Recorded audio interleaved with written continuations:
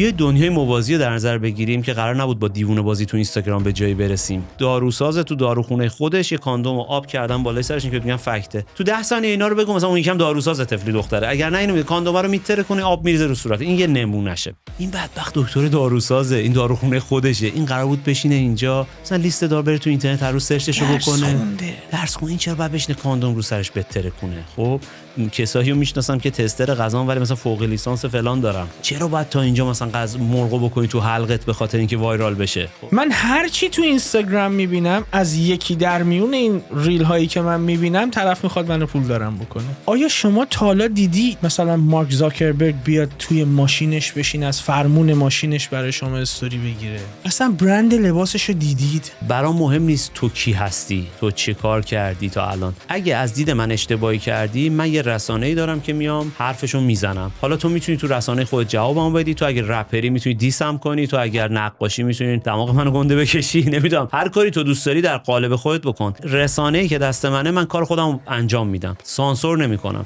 ممکنه بخشی از مخاطب‌ها فکر بکنن که این کار رو، این رک و بی پرده حرف زدن رو برای جذب مخاطب انجام میدی و از سوی دیگری ممکنه این به گستاخی تعبیر بشه. این چرا انقدر بی پرده صحبت میکنه؟ یعنی تشخیص میدی این مرز رک بودن و گستاخیو، یا 70% مردم هم تشخیص نمیدن و فکر میکنم من انم. حالا راه حل چیست؟ راه حل اینه که من باید اون نقابه رو بزنم که ان به نظر نرسم، یا ان به نظر برسم و خودم حال کنم. من ترجیح میدم از این کلمه، خیلی فکر کنم تو پادکست تو استفاده کردم.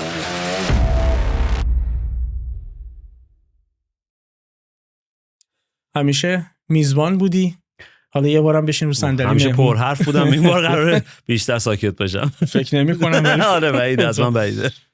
برگردیم به پادکست خودتون. یکی از دلایلی که منو مجاب کرد دعوتت بکنم بیا اینجا بشین با هم صحبت بکنیم این بود که خب دارم پادکست تولید میکنم. تا الان کانتنت کریئتور نداشتیم تو مهمونامون و برام جذاب بود که باهات صحبت بکنم، چون من به عنوان میزبان وقتی راجع به این موضوعات صحبت بکنم ممکنه مخاطب خیلی براش جذاب نباشه، ولی به عنوان مهمان کسی بیاد بشینه رو صندلی فیوز که از رنج این کار بگه، از دغدغش بگه، اینکه چجوری شروع کرده و به ویژه اون پادکست عجیب و غریبی که تولید می‌کردید. چون فکر میکنم از منظر بازدید بین 3 تا ویدیوکست برتر ایرانی بود. لطف داری، لطف دارن. جدا خب نه، بازدیدهای خیلی خوبی داشت و بعد تم عجیب و غریبی داشت. بعضی از یعنی اپیزودهای لوکیشناتون دائما تغییر میکرد و تم داشت. بعضی از این اپیزودا میدونم چقدر سخت گرفتنش و وایبش یه جوری بود که بیشتر جامعه هدفتون جوانها بودن و خیلی هم بازخورد مناسبی داشت، خیلی جذاب بود و خیلی غم انگیزه برام که تموم شده. حالا راجع به صحبت می‌کنیم، ولی بپردازیم به این که اصلا از کجا شروع شد، چی شد که اصلا به ذهنتون خورد همچین پادکستی رو تولید بکنید. ببین، اولا که هم تو لطف داری، هم دوستانی که این مدت حالا پلنت رو قبلا هم ردلاین رو دنبال می‌کردن. این یه بک‌گراندی داره پلنت که برمیگرده به همکاری من و پاشا تو زمان کرونا و برنامه‌ای که داشتیم به اسم ردلاین که حالا ممکنه خیلی‌ها دیده باشن. و بعد از ردلاین که حالا یه حرکت خیلی وایرالی بود تو زمان کرونا، ما یه وقفه طولانی داشتیم که با هم همکاری نکرده بودیم. فهمیده بودیم که این شیمی بین ما رو ظاهرا یه سری از دوستان دوست دارن. رسید به جایی که حالا پلنت رو من قبلا تو خود پلنت هم گفتم، دوباره تکرار میکنم، ما مدیون تصمیم خود پاشا هستیم. پاشا فعالیت یوتیوبش رو ادامه میداد، من به واسطه یه کار مدیام و شرکت مدیایی که تو ترکیه داشتم یه مقداری پرت شده بودم از فضای یوتیوب و اینا. با اینکه اون یوتیوب رو در واقع زمان فکر کنم سال 2020 ما یوتیوب رو استارت زدیم توی بحث ردلاین و اینا. و یه روز پاشا گفتش که آقا تو همچین خونه‌ای داری و همچین دکوریشنی و این کالکشن رو تو نمیفهمی که الان این خونه‌ای که داری یعنی چی؟ یعنی چی این خونه‌ای که داری یعنی چی؟ مثلا چیه دیگه؟ حالا کالکشن دیگه. اونجا فهمیدم ظاهرا به چش خود من نمی اومده این کاری که کرده بودم. گفت این خونه‌ای که تو داری اصلا استودیو، میتونی باهاش ویدیو ضبط کنیم و فلان و اینا، بشین با هم صحبت کنیم، یه حرکتی بزنیم. این اتفاق خیلی، حالا این که دارم بهت میگم پرسه چند ماه هست که توی یه دقیقه دارم بهت میگم اتفاق افتاد و ما پلنت رو در واقع مدیون پافشاری خود پاشا هستیم که این اتفاق افتاد. میونه کلام اسم پاشای مجلسی هم اومد، من از همینجا دعوتش میکنم به فیوز اگه علاقه من بود. خیلی دلم میخواد که باهاش صحبت بکنم. پاشا با همه جا گفتم بسیار آدم خلاقیه، خودت احتمالاً توی سری جاها کاراشو دیدی و میگم پلنت و مدیون اون هستیم که این اتفاق افتاد. بعدم اون شیمیه دوباره ادامه پیدا کرد تا به فیزیک رسیدی. یا دیوونه است. اون شیمیه میگم فیزیک یاد خودت میافتم. شیمیه ادامه پیدا کرد تا به اینجا رسیدیم که دیگه اتفاق جدید و تصمیم جدید. نزدیک 2 سال ما پلنت رو ادامه دادیم. 80 خورده قسمت ادامه دادیم. آره 82 قسمت. شروعش مدیون پاشاین ولی مدیون پافشاری پافشار. اتمامش بگو گردن کی حالا میرسیم. گردن خودمه. آره اتمامش گردن خودمه. ولی خدا رو شکر اون اتفاقی که تو میگی افتاد و جزء ویدیوکست‌های خیلی خوب یوتیوب شد. یکی از دلایل تفاوتش هم همون تماییه که میگی که خیلی با سختی انجام میشد. واقعا من و پاشا واقعا دست تنها داشتیم این کارو میکردیم. خیلی از بچه‌ها کمکمون میکردن ولی واقعا اتاق فکر پلنت یه اتاق فکر 2 نفره بوده. ما یه چیزی داشتیم به اسم کافی تایم که هر دفعه میشستیم با هم دیگه بحث میکردیم که چه اتفاقی باید بیفته و تم‌های مختلفی که همیشه تو ذهنمون بود، به خاطر اینکه جفتمون علاقه‌مند به تصویر و مخصوصا پاشا علاقه‌مند به سینماست. دوست داشتیم یه کار سینماتیک در ابعاد خودمون انجام بدیم توی پادکست.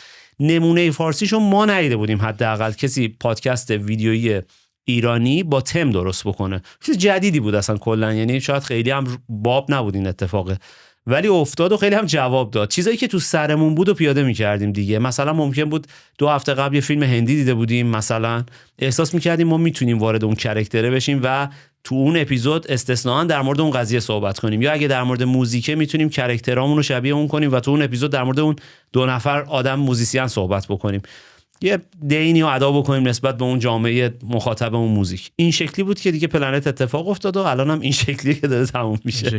این شکلی تمومش کردی. آره. حالا میپردازیم بهش. میخواد اذیتم کنه. قصد ارائه چه چیزی رو داشتین توی پلنت؟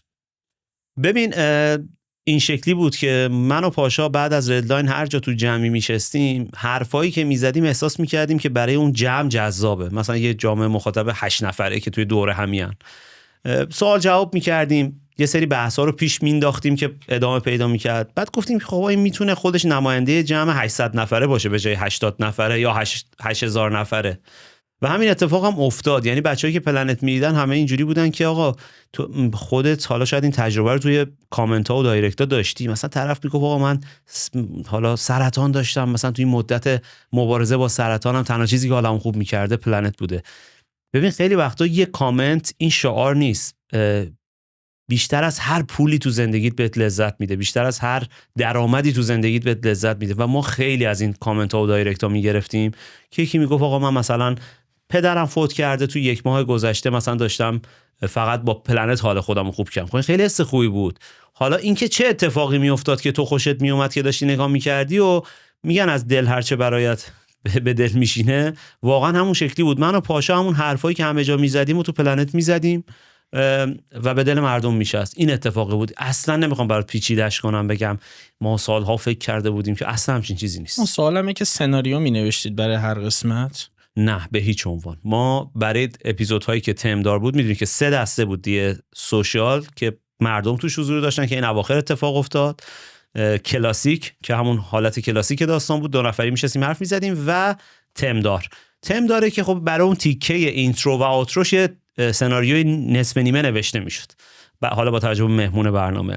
اما پلنت های کلاسیک که شاید بهت بگم 90% پلنت ها کلاسیک هم بوده، سناریو نداشته. مطالبمون رو ما حتی از هم دیگه خبر نداشتیم. یعنی من تو طول هفته اتفاقاتی که مربوط به خودمه و ساید خودم، مثلا من ساید تکنولوژی، علم، فضا و اینجور چیزا بودم، پاشا ساید موزیک و اتفاقاتی که مربوط به عالم موزیک و اینجور چیزاسو بررسی میکرد. اینا با هم یه کامبینیشن عجیبی رو درست میکرد دیگه.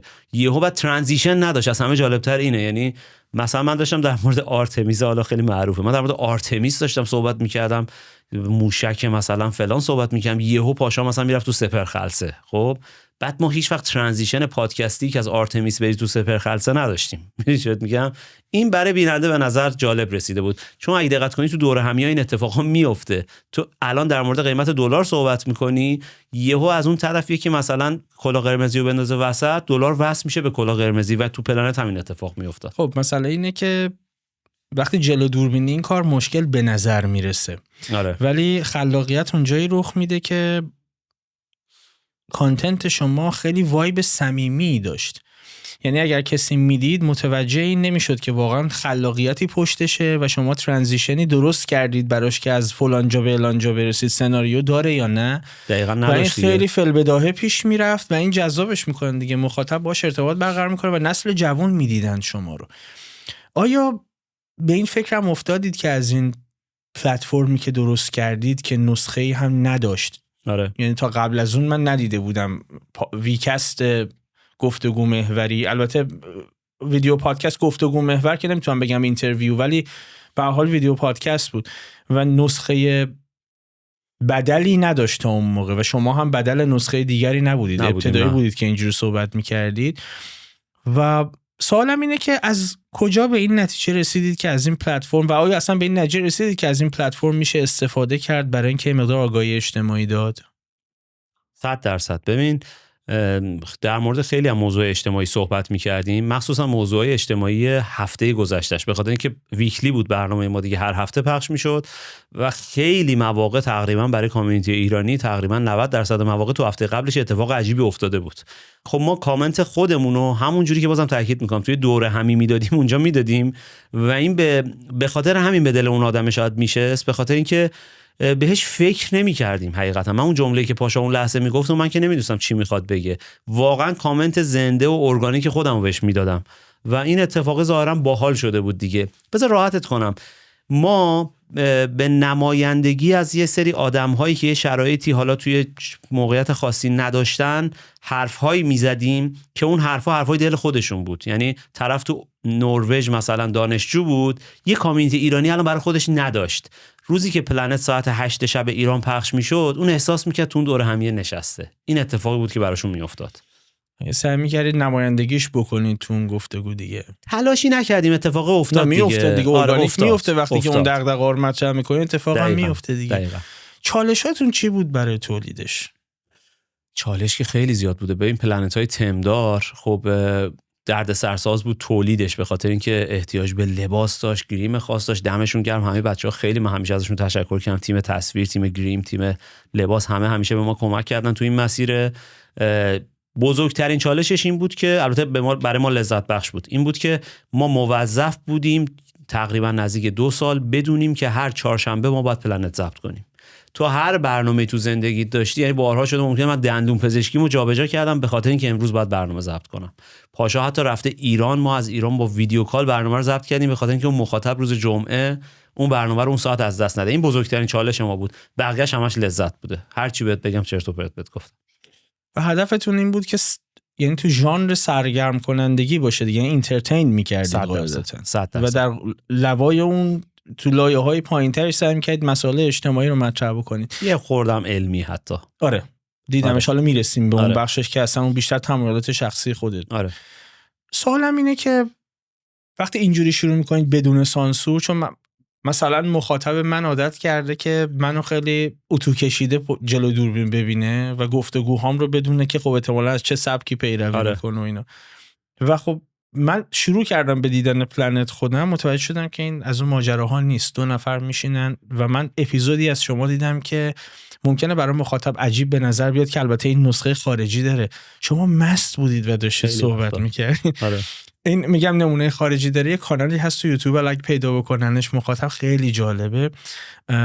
مهمان برنامه رو مست میکنن و میاد راجع به مسائل تاریخی صحبت میکنه. آره. میاد تاریخ رو روایت میکنه با اون وضعیتی خیلی جذاب هم میکندش. من که میدیدم یهو برخورد کردم با یه کانتنتی که 2 نفر نشستن با هم صحبت میکنن، خیلی بی پرده و بدون سانسور. شاید ادبیاتش ادبیات منم نیست و شاید حتی ادبیاتی نیست که نسل جوان هم عادت کرده باشه جلوی دوربین ببینه. آره. خب و یهو مواجه میشه با یه همچین چیزی که به ذهن من میرسه اینه که قطعاً بازخورد منفی هم داشتید. واکنشتون چی بوده؟ این بازخورد منفی چی بوده و واکنش شما چی بوده؟ هیچ وقت بازخورد منفیمون نسبت به این قضیه که الان عنوان کردی نبوده، به خاطر اینکه اون جنس مخاطبی که ما از زمان ردلاین گرفته بودیم یه آچارکشی اساسی شده بود. ما زمان ردلاین نکست لول این قضیه رو، یعنی واقعا ردلاین رو رد کرده بودیم، اسمش روش بود دیگه. اگر دیده باشی اپیزودهای زمان ردلاینو، حالا با توجه به شرایط اون موقع ما همیشه با پاشام میگیم اون موقع فکر می‌کردیم دنیا داره تموم میشه و فکر می‌کردیم اگه الان یه حرفی بزنیم مثلا 2 سال دیگه نیستیم که کسی بخواد بگه خاک تو سرت اون موقع چه حرفی زدی. یه فضایی تو مدیای ایران ایجاد کردیم که خیلی از آرتیست‌ها، اینفلوئنسرها، خواننده‌ها، هر کسی وارد اون برنامه میشد و دیگه میگفت بذار خودم خالی کنم. خب نمیدونم حالا اصلا اپیزود ردلاین دیدی یا نه. خب ما اونجا اون مرحله ردلاین رو رد کرده بودیم. اینجا ما خیلی شسته تر از اون قضیه بودیم. ما فوشامون رو خورده بودیم سر ردلاین. در نتیجه مخاطب ما میدونست با کی طرفه، میدونست با پاشا و کامبیزی طرفه، که مخصوصا ساید من ساید آزادتریه. پاشا کاراکترش اتفاقا تضاد عجیبی با من داره که خیلی هم کمک میکنه به برنامه‌مون. پاشا مثلا خیلی ورزشکارتره، خیلی سوبرتره، اصلا یه پشت کیس گوشیش نگاه کنی زده سوبر و یه کاراکتر خاص خودشو داره که برای بیننده جذابه و اون سمت خودش بود، من سمت خودم و این ترکیبه همیشه کارو جذاب میکرد و ما هیچ وقت هیتی بابت اینکه آیا چرا مست کردید تو این اپیزود، آیا تو چرا مستی این حرفو زدی، اصلا چرا این حرفو زدی نداشتیم. هیت داشتیم سر مسائل دیگه. به یه مهمونی یه چیزی گفتیم، از دید مخاطبای اون مهمون باحال نبوده. با یه کسی به مشکل خوردیم به خاطر برنامه‌ای که باهاش ساختیم، فناش حال نکردن. این هیت بوده، به هیچ عنوان هیت دیگه وجود نداره. واکنشتون به این چی بود؟ آیا تو اپیزود بعدی بیشتر خودتون رو کنترل می‌کردید، یعنی بیشتر فکر می‌کردید که چی بگید، یا نه همونجوری بدون پرده ادامه میدادید؟ ما یه چیزی توی پلنت داشتیم به اسم رنده که این رنده رو تو خیلی کاور خیلی از ویدیوها می‌تونید ببینید. یه رنده بود تو آشپزخونه خونه من که تو کاور خیلی از ویدیوهای ما هست. مخصوصا این رنده بیشتر دست من بود و خب درد سرسازیش هم بیشتر به سمت من میخورد. من نمیتونم خودم رو کنترل کنم، من حرفمو میزنم. برام مهم نیست تو کی هستی، تو چه کار کردی تا الان. اگه از دید من اشتباهی کردی، من یه رسانه‌ای دارم که میام حرفشو میزنم. حالا تو میتونی تو رسانه خودت جوابمو بدی، تو اگه رپری میتونی دیسم کنی، تو اگر نقاشی میتونی دماغ منو گنده بکشی، نمیدونم هر کاری تو دوست داری در قالب خودت بکن. رسانه‌ای که دست منه، من کار خودم انجام میدم، سانسور نمیکنم. بعد از یه مدتی، شاید بعد از 1 سال، یک کمی زیرشو کم کردم ولی قطعش نکردم. به خاطر اینکه روک حرف زدن برای کامیونیتی ایرانی هنوز تعریف نشده توی فضای رسانه به نظر من. یعنی خیلی راحت بیای بشینی یه سری چیزای در واقع روکو اینجوری صحبت بکنی و مثلا میگن آقا فلانی فلان خواننده است، چه جوری کامبیز در مورد این حرف زد، چه ربطی داره، هر کسی میخواد باشه. برای من فرقی نمیکنه. اگه به نظر من اشتباه کرده در موردش صحبت میکنم توی رسانه‌ای که دارم. بعد از یه مدتی دیدم که خیلی روابط داره به هم میخوره و این قهر میکنه و اون قهر میکنه و بهشون هم حق میدم و قرار نیست همه مثل من فکر کنن. میدونی چه بهت میگم؟ یعنی من قرار نیست اون آرتیست مثل من فکر کنه. آرتیست اون لحظه براش یه لینک میفرستن، مردم هم که ماشاءالله عاشق اینن که 2 نفر دعوا کنن دیگه، یه لینک براش میفرستن، میبینه میگه این کامیز من رفیق من نبود، چرا داره اینجوری حرف میزنه. دیگه نگاه نمیکنه بک‌گراندش چیه، فورگراندش چیه، چه حرفی زده شد، چه حرفی بعدش زده میشه. یه کمی کمش کردم ولی قطعش نکردم. رنده همیشه تو پلنت بود. چون این دو سویه داره، یعنی مثل لبه شمشیر تیزه. از این جهت که ممکنه بخشی از مخاطب‌ها فکر بکنن که این کار رو، این روک و بی پرده حرف زدن رو برای جذب مخاطب انجام میدی. خیلی هم فکر میکنم. و از سوی دیگری ممکنه این به گستاخی تعبیر بشه که درسته. این چرا انقدر بی پرده صحبت میکنه. یعنی میدونی مرز بین روک صحبت کردن و گستاخی قابل تشخیص نباشه.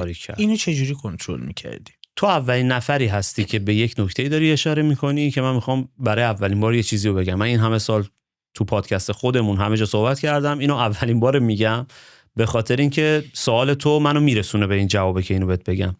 منو هر کسی از نزدیک میبینه بعد از 1 ساعت مثلا، من همیشه دیگه عادت کردم این سوال ازش میپرسم، میگم که تو چی فکر میکردی در مورد چیزی که از اینترنت از من میشناختی و میدیدی؟ میگه خیلی آدم عنی به نظر میرسیدی. میگم که خب چرا آدم، این جمله تکراریه برام. ببین من چقدر تو زندگی اینو شنیدم. یعنی دوست دخترم وقتی منو میبینن میگن ما اصلا با تو حال نمیکردیم قبل اینکه ببینیمت. خب میگم چرا حال نمیکردی؟ اون یکی میگه اصلا من فکر میکنم تو نگاه از بالا به پایین داری، همه اینا زیر مجموعه اون لایه‌ای که تو داری صحبت میکنی. دلیلش چیه؟ دلیلش اینه که ماها عادت کردیم یه نقابی بزنیم وقتی میایم جلوی دوربین، یه صحبتایی بکنیم که خیلی قشنگ به نظر برسیم، فلان به نظر برسیم. من اگه بخوامم نمیتونم قشنگ به نظر برسم. حالا یا ما این شانس رو داریم بشینیم از نزدیک با هم رفیق بشیم، حرف بزنیم و تو میگی که من فکر میکردم تو عنی ولی نیستی، خب دمت هم گرم، من این آدما بیشتر به دردم میخورن. یا به قول تو تو توی اینترنت تشخیص میدی این مرز رک بودن و گستاخیو، یا 70% مردم هم تشخیص نمیدن و فکر میکنم من انم. میدونی چه میگم؟ این واقعیت وجود داره. حالا راه حل چیست؟ راه حل اینه که من باید اون نقابه رو بزنم که ان به نظر نرسم، یا ان به نظر برسم و خودم حال کنم. من ترجیح میدم، از این کلمه خیلی فکر کنم تو پادکست تو استفاده کردم، اولین نفری هم هستی که استفاده میکنه، ولی بذار مخاطبم آشنا شه دیگه. آره دیگه، خب همین الان بیشتر بعدش بیاد. نه مسئولیتش به عهده منه. آره. ترجیح میدم اون آدمه باشم، ترجیح میدم خودم باشم. الان سانسورش کردی؟ چی؟ الان سانسورش کردی؟ این هم 60 بار گفت، حالا آخرش که می‌خواستی نتیجه گیری بکنی سانسورش کردی. آرش دیدم هر باری که انو میگم آرش یه تکونی میخوره. نه من واقعیتش اینه که درست گفتی. تو هیچ ببین آدم عجیبی هستی از این بابت که حالا ما خیلی جدید با هم آشنا شدیم، ولی باعث افتخارمه. تو مدل آنالیز قضایات همون مدلی که من دوست دارم، وارد یک لایه‌ای میشی که مردم عادی شاید نشن توی اون داستان، و به خاطر همینا من فکر می‌کنم پادکست تو قطعاً ادامه خیلی جذابی داره تو لایه‌های مختلف. یعنی تو میتونی از اون مخاطب یه حرفی بکشی که تا حالا نزده، مثلا من که اصلا نگفته بودم، ولی من میدونم هر آدمی پای اینترنت اینو دیگه فهمیدم. حالا تو میگی دیوونه ای فهمیدی، چرا خب عوضش نمی‌کنی؟ میگم آقا من نمیخوام، من همینم، ولی ممکنه که از نزدیک منو ببینی نظرت عوض شه. آخه نیازی هم نیست که اینی که میگی درسته، ولی خب نیازی هم نیست مخاطب عادی این موضوعات رو بره و درش دیپ بشه. علت این که من ازت میپرسم اینه که من خودم تولید کننده محتوام و بعد از اینکه هر اپیزودی رو ریلیز میکنم خیلی با حساسیت میشینم نگاه میکنم که مخاطب چی داره میگه به من، نه برای اینکه من تغییر بکنم. و یه وقتی هست من به عنوان تولید کننده دارم یه چارچوبی درست میکنم، یه استانداردی درست میکنم که اگه من بخوام به اون چارچوب وفادار بمونم، واقعیتش اینه که من باید این لنز رو ببندم، نگهش دارم یه جایی، و بقیه اگه دلشون میخواد بیان توی این قاب. بله. اگه دلشون نمیخواد بیرون این قاب بمونن. ولی هر چقدر که من بیشتر از مخاطب تأثیر میگیرم، هی باعث میشه که من این چارچوب رو بازتر بکنم. وقتی این چارچوب رو بازتر میکنم، از یه سری استانداردهای خودم دارم عدول میکنم. این استاندارد من میتونه چیزی باشه که توی فیوز مخاطب من از پادکست میبینه. استاندارد شما ممکنه این باشه که من روک صحبت میکنم. درسته. کسی نمیخواد از این قاب بره بیرون. ترسیدی قضاوتت هم بکنن بابت این موضوع؟ نه، همیشه قضاوتمون میکنن، مخصوصا منو همیشه قضاوت میکنن. نه نمیترسم. چرا؟ به خاطر اینکه وزنه اون سمت آدم‌هایی که درک میکنن و خوششون میاد و حتی یه سری جاها جسارت پیدا میکنن برای ساختن برنامه‌هاشون، به من خیلی بیشتر حال میده. یعنی اون آدما مخاطب منن واقعا و من اون آدما رو دوست دارم. و من همیشه از این که بخوام بهت گفتم بیام یه شویی بکنم که خودم نیستم، بدم میومده، حاضر نیستم. یعنی یه روزی اگر احساس کنم که نباید، دیگه اصلا انجامش نمیدم. اینجوری نیست که بیام یه چیزی رو تو خودم تغییر بدم به زور، میدونی چه بهت میگم، و این کارو نمیکنم. و من اصلا میگم ماهیت پادکست همینه دیگه. تو اگر من میشینم اینجا که در مورد یه چیزا کامنت بدم، یا یه جمله اشتباهی که خیلی وقتا مثلا پیش میاد، ما همیشه یاد گرفتیم کامنت بذاریم که قضاوت مثلا نباید بکنیم. چرا نباید؟ سوالم همین بود. چرا نباید اصلا قضاوت آیا بکنیم؟ با این جمله موافقی یا نه؟ من قبلا تو پرژن پوچی صحبت کردم که ما نباید همو قضاوت کنیم. یه ترند خیلی شیکیه. آفرین. ولی ما چرا نباید همو قضاوت کنیم؟ باید بکنیم. اصلا ببین موضوع همینجاست. فرق رک بودن یا نبودن همینه. تو میشینی اینجا میگی ما، یا کامنت میذاری، نشستی تو خونت به پشتی تکیه دادی، قلیونت هم داری میکشی میزنی نباید هم دیگر قضاوت کنیم. تو هیچ وقت قضاوت نمیکنی، 100% میکنی، فقط یاد گرفتی تایپ کنی. خب من میگم آقا نه حرفشو میزنم، عملا میکنم، واقعا قضاوت میکنم دیگه. مگه میشه هم دیگه رو قضاوت نکنیم؟ من میام یه چیزی از تو میبینم، از در اینجا خارجم با در مورد تو با سینا صحبت میکنم، تعارف ندارم باهات که. خب حالا یا میشینم اینجا دروغ میگم جلو روت، یا واقعا میگم آقا از اینجا برم بیرون. حالا همیشه قضاوت منفی نیست که، 100 بارم در موردت مثبت حرف میزنم، ولی ما این کلمه قضاوت تتو میکنن only God can judge me. بابا ولم کن. چرا ما همدیگه رو باید قضاوت کنیم و اتفاقا با این قضاوت‌ها بهتر میشیم؟ اصلا روشی که بشر جانش رو حفظ کرده همینه. تمام موجودات زنده دیگه. یعنی یه کمی دیپ بشی درش، یعنی از سطح آدم اگه جدا بشه، این ممکنه غم انگیز باشه برای مخاطبی که میبینه، یعنی شاید حتی گزنده و برخورنده هم باشه این موضوع. ولی مغز ما تو جمجممون دسترسیش به بیرون از حواس پنجگانه است. بنابراین دیتایی که میگیرم همینه دیگه. یعنی من اول که شما رو میبینم خیلی غم انگیزه ها، ولی اتفاقا اولین قضاوت من ممکنه از ظاهر شما باشه. 100%. و چرا نکنم؟ من اگر از ظاهر کسی احساس خطر بکنم، اون چی داره به من احساس خطر میده؟ من اگر از یه حیوان وحشی بغلم احساس خطر بکنم، هورمون‌هایی در من ترشح میشه که آقا پا به فرار بذار. من نمیتونم بگم اونو من قضاوتش نکنم. مسئله اینه که اگه یه انسانی هم جلوی من هست و من اونقدر وقت برای آشنایی باهاش نداشتم، برای اینکه احساس امنیت بکنم که باهاش چه صحبتی بکنم، باهاش تا کجا صحبت بکنم، باهاش تا کجا برم جلو، چقدر بهش اعتماد کنم، دیتایی که ازش میگیرم برای اینکه به این نتایج برسم چیه؟ دقیقا. 4 کلمه احوال پرسی، 4 کلمه صحبت کردنش، چیزی که خونده، کاری که میکنه، حتی شکل و شمایلش. چرا ما نباید همو قضاوت کنیم؟ ما باید همو قضاوت بکنیم. من قبول دارم که ما ممکنه خیلی شتاب زده قضاوت بکنیم که احتمالاً کسی که میاد و اون کانتنت تو میبینه که اونجوری روک صحبت میکنی که ممکنه حمله بر گستاخی هم بکنه و همچین قضاوتی داشته باشه، ممکنه در ابتدا به این نتیجه برسه. من معتقدم ما باید همو قضاوت کنیم و اگر حتی ما قضاوت نخوایم همو بکنیم، یعنی وانمود کنیم که همدیگر رو قضاوت نمی‌کنیم، ناخودآگاه ما این کارو میکنه بدون اینکه ما بفهمیم اصلا. دقیقاً. شاید بهتر این باشه که ما قضاوتمون رو تدقیق بکنیم، ما دقیق‌تر قضاوت بکنیم، نه اینکه قضاوت نکنیم. دقیقاً باهات موافقم. اصلا تو تهیشو مثال زدی دیگه. که وقتی مثلا رفتی تو جنگل خرس داره میاد سمتت که من تو خرس رو قضاوت کنم که نه ممکنه این مثلا گربه باشه. خب خرس دیگه داری میبینیش، حالا شاید اومد کنارش نازش کردی. خرس مثلا اون خرس مهربونی بود. داستان همینه. من خودم این کارو کردم در مورد بقیه. بارها شده خیلی آدما رو قضاوت کردم، بعد فهمیدم اشتباهه. مهم اینه که به خودت این فرصت رو بدی که اگر اشتباه کردی دنده عقب بگیری. به نظر من این کارو میکنم. اگر اشتباه، چندین بار در مورد حتی یوتیوبرها این کارو کردم، اشتباه قضاوت کردم رو 4 تا کانتنتی که دیدم. مراقب باش، ممکنه قضاوتت الان از ما انقدر خوب باشه. واقعا این اتفاق افتاده و کاملا باهات موافقم. مثال همیشه میزنم به بحث که میرسه، میگم از خودت هم میپرسم اینو. توی خیابون داری راه میری؟ بله. مرکز شهر تهران. بله. تو پیاده رویی، گوشیت دست چپت و صدای موتور تو پیاده رو میشنوی، چی کار میکنی؟ سریع گوشی میذارم جیبم یا میدی دستی که به سمت دیوار. آره. آیا شما میتونی تضمین به من بدی که اون موتوری دزد نیست؟ هیچ وقت. اما اگر اومد از بغلت رد شد و گوشیتو ندزدید، واکنشت چیه؟ شرمنده میشی راجع به اینکه قضاوت کردی یا نه؟ صادقانه. راجع به اینکه قضاوت کردم؟ آره، میاد از بغلت هم رد میشه، میبینی یه پیکیه که داره پیتزا میبره برای کسی، شرمنده احساس میکنم این کار سیفیه، تو اون موقعیت انجام دادم. مقوله اینه که من یه قدم میرم جلوتر. اگر شرمنده بشی هم فقط یه ربع جلوتر تو پیاده روی بعدی اگر دوباره این صدا رو بشنوی ناخودآگاه این کارو میکنی. قشنگ بود. قضاوت کردی دیگه. 100%. چرا نباید بکنی؟ رو تجربه زیستت دیگه، کار اتفاقی که قدیم مثلا نه فقط تجربه زیسته. ببین اولین چیزی که به ذهن من میاد از اون راننده، از اون موتور سوار اینه که ببین این آدم صداش رو من دارم تو پیاده رو میشنوم.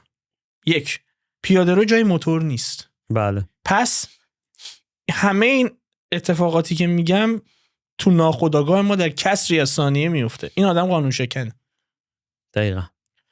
پس احتمال این که این آدم گوشی منو از دستم بکشه ببره بیشتر از اون موتوریه که من تو خیابون میبینم، چون این قانون شکنه. بعد میاد از بغل رد میشه، شروع میکنه این قضاوت رو توجیه کردن که خب این داره کار میکنه، این زحمت میکشه، این الان احتمالاً درگیر ترافیک بوده بنابراین انداخته تو پیاده رو زودتر برسه. آخ من چه قضاوت ناگواری کردم، یه رو بعد دوباره این کارو میکنی. و این یه چیز سطحیه که من دارم بیان میکنم. ما چرا نباید همو قضاوت کنیم؟ هم باید ظرفیتمون رو ببریم بالای کسی قضاوتمون میکنه، هم باید این کارو بکنیم. دقیقاً.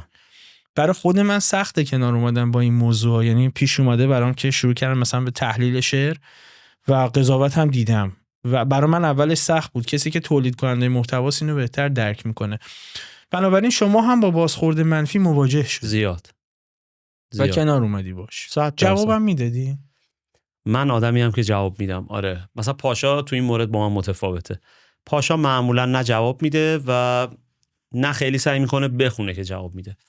من کلا سعی میکنم جواب بدم و یکی دو بارم مسیر عوض کردم تو این داستان. همین اخیراً یه بار سعی کردم که آدم‌هایی که بی احترامی میکنن یا آدم‌هایی که به هر دلیلی تداخلی توی حساب من ایجاد میکنن رو بلاک نکنم. یعنی قبلا میکردم، الان دوباره سویچ کردم، دیدم اون موقع کار بهتری میکردم. حذف کردن کسایی که باعث اذیت آزار روحت میشن مستقیما توی سوشال مدیا. ببین دیگه این که دیگه جرم نیست دیگه. من تو رو که مثلا دهنه تو که نبستم، که تو سوشال مدیا اومدم کاری کردم که نذارم، این آپشن برای من گذاشته شده قانوناً که نذارم تو بیشتر از این بتونی روح منو در واقع اذیت بکنی. و بعد تو به این نتیجه میرسیدی که این واقعا یه بیماریه، اصلا طرف اصلا انگار داره لذت میبره از این کار. ولی الان بلاک میکنم خیلی راحت. حالا دابلای این بلاک کردنه اعتراف میکنم که به خاطر سطح لول حساسیتم یه سری جاها اشتباه هم میزنم. مثلا واقعا طرف از پشت گوشی اون فیلینگی که من الان برداشت کردم اون نداشته. تایپ این مشکل رو داره کلا. شما فقط به خودت نگاه نکن. خیلی وقتا شما تو کمال آسایش نشستی، به قول تو تکست نمیتونه اون فیلینگ تو رو، یه چیزی میگی خودت فکر میکنی داری انتقاد میکنی. مردم عادت بدی پیدا کردن تو سوشال مدیا که همه چی رو میذارن زیر مجموعه انتقاد. این شکلی نیست. انتقاد یه فرمتی داره، یه قالبی داره و این شکلی نیست که تو هر چی خواستی بگی بعد بگی تو انتقاد پذیر نیستی. انتقادو تو چی میبینی؟ یعنی چه چارچوبی برای تو انتقاده؟ سوال جالبیه. انتقاد چارچوبش برای آدمای مختلف احتمالاً لیمیتش فرق میکنه. بستگی داره. اگر تو داری نقدی میکنی که به کار اینجا با هم به کانفلیکت میخوریم. برو بریم. داری میگی انتقاد برای آدمای مختلف چارچوبش فرق میکنه. آره. منظورت کسیه که داره ازش انتقاد میشه؟ آره. خب اگر برای آدم‌های مختلف چارچوبش فرق میکنه و شما نمیتونی یه فرمولی برای انتقاد بدی، چه انتظاری از مخاطب داری که بدون چارچوب اون آدم چیه؟ چرا باید بدون اصلا؟ مخاطب چه انتظاری داره که من مثل اون آدم دیگه برخورد کنم؟ منم خب به ازای کامبیز منظورم اینه که میخوام یه تولید کننده محتوا که این کارو حرفه‌ای انجام میده برسم به مخاطب حرفه‌ای. مخاطب حرفه‌ای ما در موردش صحبت کردیم، میرسم بهش. الان مسئله من اینه که تو به من میگی این تولید کننده محتوا انتقاد کردن ازش یه لیمیتی داره، یه چارچوبی داره. من تا یه جایی رو میپذیرم، تو تا یه جایی رو میپذیری. خب آخه باید یه چارچوبی من بتونم به مخاطب ارائه بدم، نه فقط برای خودم. یه مخاطب نشسته پای سوشال مدیا و از صبح تا شب ممکنه چندین کانتنت رو ببینه و ممکنه بخواد انتقاد بکنه. اصلا مفروضه برای من از همش انتقاد داره. وقتی چارچوب تولید کنندگانش با هم فرق میکنه، درسته، خب یه چارچوبی برای انتقاد بعد اول به عنوان تولید کننده محتوا شما تعیین بکنی که آقا انتقاد دقیقاً یعنی چی. خب برات یکم بازش میکنم با مثال، اتفاقا بازش میکنم. ببین دقیقاً مثلا اون مثال قدیم بشین و بتمرگه. خب بشین ممکنه مثلا کار کنه ولی به تمرگ ممکنه رو خیلیا کار نکنه. خب داستان این شکلیه. منظور من این نیست که تو باید بری مثلا ادبیات انتقاد بخونی که بعد بیای منو منتقد من باشی. مثلا مثال خیلی بیسیک برات میزنم. من یک ویدیویی در مورد ماشین درست کردم که تو این ویدیو گفتم این ماشین قدرتش 400 اسب بخار است. حالا تو اولا میدونی که بک‌گراند این آدمی که داره این حرفو در مورد این ماشین میزنه ماشین باز هست یا نیست. حالا من نمیگم چون ماشین باز اشتباه نمیکنه، باز دوباره اینجا اشتباه برداشت نشه. منی که 1000 جور اطلاعات ماشینی هم دارم قطعا اشتباه میکنم. حالا تو میای برای من کامنت میذاری، چه به درست چه به غلط. میگی که یه نفر برای من مینویسه که کامبیز جان ممنون از ویدیوت، این اتفاق زیاد میفته ولی این ماشین 550 اسب بخاره. حالا یا مینویسه منبع کجاست یا نمینویسه، محترمانه. این میشه انتقاد. خب حالا یه مثال بیسیک زدم یکی دیگه میاد همونو مینویسه، میگه تو که حالیت نیست این ماشین 550 اسب بخاره، بهتر از این ویدیوها درست نکنی. اینجا شما کدومو منتقد میدونی؟ جفتشون منتقدن. خب ولی فن بیان خیلی مهمه. تو چه اجازه‌ای به خودت میدی که با من حتی تو این لول صحبت بکنی که تو اجازه نداری فلان کارو بکنی؟ چرا اجازه ندارم؟ من میتونم ویدیو درست کنم و میتونم توش خطا داشته باشم. یا خطا داره منبعشو به من بگو خیلی مؤدبانه. و من خیلی وقتا این اتفاق میفته، طرف میگه آقا مثلا کامبیز جان اینجا رو اشتباه گفتی. خب این خیلی والی انتقاده، حالا یا اصلاحه اصلا. ولی اینکه تو که حالیت نیست فلانه، من حساسیت دارم روی این داستان. میدونی میگم که تو بهتره که اصلا مخاطب من نباشی به هیچ عنوان. حالا چون تو من حالیم نیست. ها چی؟ چون من حالیم نیست دیگه. آره مثلا اگه به نظر تو من حالیم نیست، خب کامنت نمیذاشتی. من یه گاوی هم که دارم جو برای خودم میچرخم دیگه، دارم یه چیزی میگم اشتباه، تو نگاه نکن اشتباه رو. اگه یا بیا بگو که مثل اون آدمه. یعنی من میخوام بگم فرهنگی باید جا بیفته. اگر تو این چارچوب من مشکلی میبینی بگو که با هم در موردش صحبت کنیم. میگی نمیدونم چطور به خودش اجازه میده اینو بگه. یه پارادوکسی من توش میبینم، البته همراه هم با چیزی که میگی. یا پارادوکس از این نظر میبینم که کانتنت خودت همینقدر روکه. یعنی تو همین اجازه رو ممکنه به خودت بدی که راحت صحبت بکنی راجع به همه چیز. مقوله من نقد تکنیکاله. درست. این که برای من جفت این چیزایی که گفتی نقد. درست. دوست ندارم دومی رو بشنوم، ولی حق بهش میدم که به بک‌گراندش فکر نکرده باشه، تو رو نشناسه، من صاحب محتوا رو نشناسه، اولین بار به یک مبحثی علاقه‌منده، یه شبکه اجتماعی اینو بهش ریکامند کرده، روش کلیک کرده، داره میبینه و میبینه که این اصلا برای چی اینو داره تولید میکنه، وقتی نخوندی چرا این کارو داری میکنی؟ موافقم با تو این قضیه. این جزء استثناءاته. این مال زمانیه که یک اتفاقی وایرال میشه و از دست تو خارجه. این اتفاق جدیداً برای من افتاده. خب من یک پستام 2 ماه پیش رفت توی اکسپلور و الان نزدیک 10 میلیون ریلز ویو خورده و فکر کنم مثلا 100,000 تا کامنت داره. خب دیگه من رها کردم دیگه. اونجا نه کسی رو بلاک میکنم، نه برام اهمیتی داره که حالا الان باز ممکنه بلافاصله پشت این بپرسی تو چه جوری میخوای تشخیص بدی که اون آدم خب اینو من میتونم تشخیص بدم دیگه. من وقتی یه پستی گذاشتم و نگاه میکنم که یک آدمی که اصلا منو فالو نداره مشخص از تو اکسپلور به این رسیده، حتی فوشم داده، من اونو بلاک نمیکنم. مثلا دیگه کامنت های اونو نمیتونم ببینم دیگه، انقدر زیاد شده و هر دفعه میبینم یکی چرت و پرتی بهم گفته توش. خب دیگه بلاک نمیکنم، مشخص همین چیزی که تو گفتی. حالا جالب سر یک از اپیزودهای تمدار پلنت این اتفاق افتاده که من با لباس باز نشستم و بعد اولین چیزی که کامنت همین که تم ایرانی داشتیم، من یقم باز و در مورد هواپیمای هما صحبت کردم. این پوستر ها رو میتونی بری ببین، نزدیک 10 میلیون ویو داره. گردنبند طلا، خب من که اون شکلی نیستم، ولی اون بنده خدا حق داره وقتی میاد تو اکسپلور یکی میبینه یقه تا اینجا بازی گردنبند انداخته، مثل اینایی که شبکه چیز داشتن قدیم تلفن جواب میدادن چیزیا، اینو نگاه میکنه، خب بعدش میاد حق داره چرت و پرتی بگه. ولی تویی که مخاطب منی، اگر کامبیز رو میشناسی و این پستی وارد اکسپلور نشده داری، مدل بی احترامی تو من نمیپذیرم. چرا باید اصلا با تو مکالمه ای داشته باشم؟ اینجا به نظر من آدما با هم متفاوتن. یک سری از آدم‌ها اصلا جواب نمیدن، یک سری از آدم‌ها مثل من کلا پرونده اون آدمو میبندن، یک سری آدم‌ها وارد یه چالش درگیری ذهنی با اون آدم میشه، این مینویسه اون مینویسه من بعد از اولی اگر احساس کنم خیلی بی احترامی نبوده بنویسم، دومی رو مینویسم حتما شما بهتر میدونی، تموم شد. من ابتدا پاسخ میدادم. یعنی ابتدا چون من کارم هم هرمونوتیک بود، یعنی تفسیر میکردم. بعد میدونی یه سابجکتیه که من از دریچه نگاه خودم بهش نگاه میکنم، یکی از دریچه نگاه خودش نگاه میکنم. من سعی میکنم که خیلی جامع تفسیرش بکنم، ولی ممکنه نگاه همه با من یکی نباشه و خب اون اوایل به ویژه برخوردهای تندی میدیدم. به ویژه مثلا خیام اگر تحلیل میکردم، اونی که مقدار تمایلات مذهبی داشت میتاخت، یعنی قشنگ میتاخت. نمیتونم بهت بگم چی مینوشت ولی میتاخت. و اوایلش افتادم تو این لوپ که پاسخ بدم و پاسخ میدادم و به این نتیجه میرسیدم که ما اصلا با هم وجه اشتراکی نداریم. و بعد یه مدت برای من سوال میشد که اون آدم چرا داره منو میبینه. این یه مازوخیزمیه که تو سوشال مدیا وجود داره. آره این سوال میشد و میومد پست بعدی رو میدید. یعنی میومد مثلا من سالی یه اپیزود خیام میدم، 1 سال دیگه اون آدم میومد اپیزود بعدی خیام من رو هم میدید و زیر اون هم کامنت بد و بیراه میذاش که تو چرا مثلا به دین فلان کردی، چرا خیام گور پدر خیام، اگه اصلا همچین حرفی زد، گور پدر تو و خیام با هم. و این اولی رو میفهمیدم، دومی رو دیگه نمیفهمیدم. تو 1 سال داری منو دنبال میکنی، تو طرز فکر منو میدونی، پی او وی منو میدونی، شکل تحلیل منو میدونی، نگاه منو میدونی و بچه اشتراکی با تو نداره، چرا میبینی؟ درست. از اینجا من میخوام پل بزنم به مخاطب حرفه‌ای. چه مخاطبی برات حرفه‌ایه تو شبکه‌های اجتماعی؟ چرا اینو بهت میگم؟ چون برای من این موضوع غم انگیزه. یعنی من تا اشک و آه رفتم سر این مسئله که کانتنت درست تولید کردن، صرفاً کانتنت فاخر برای من اون کانتنتی نیست که حتما درون مایه خیلی عمیقی داره ها.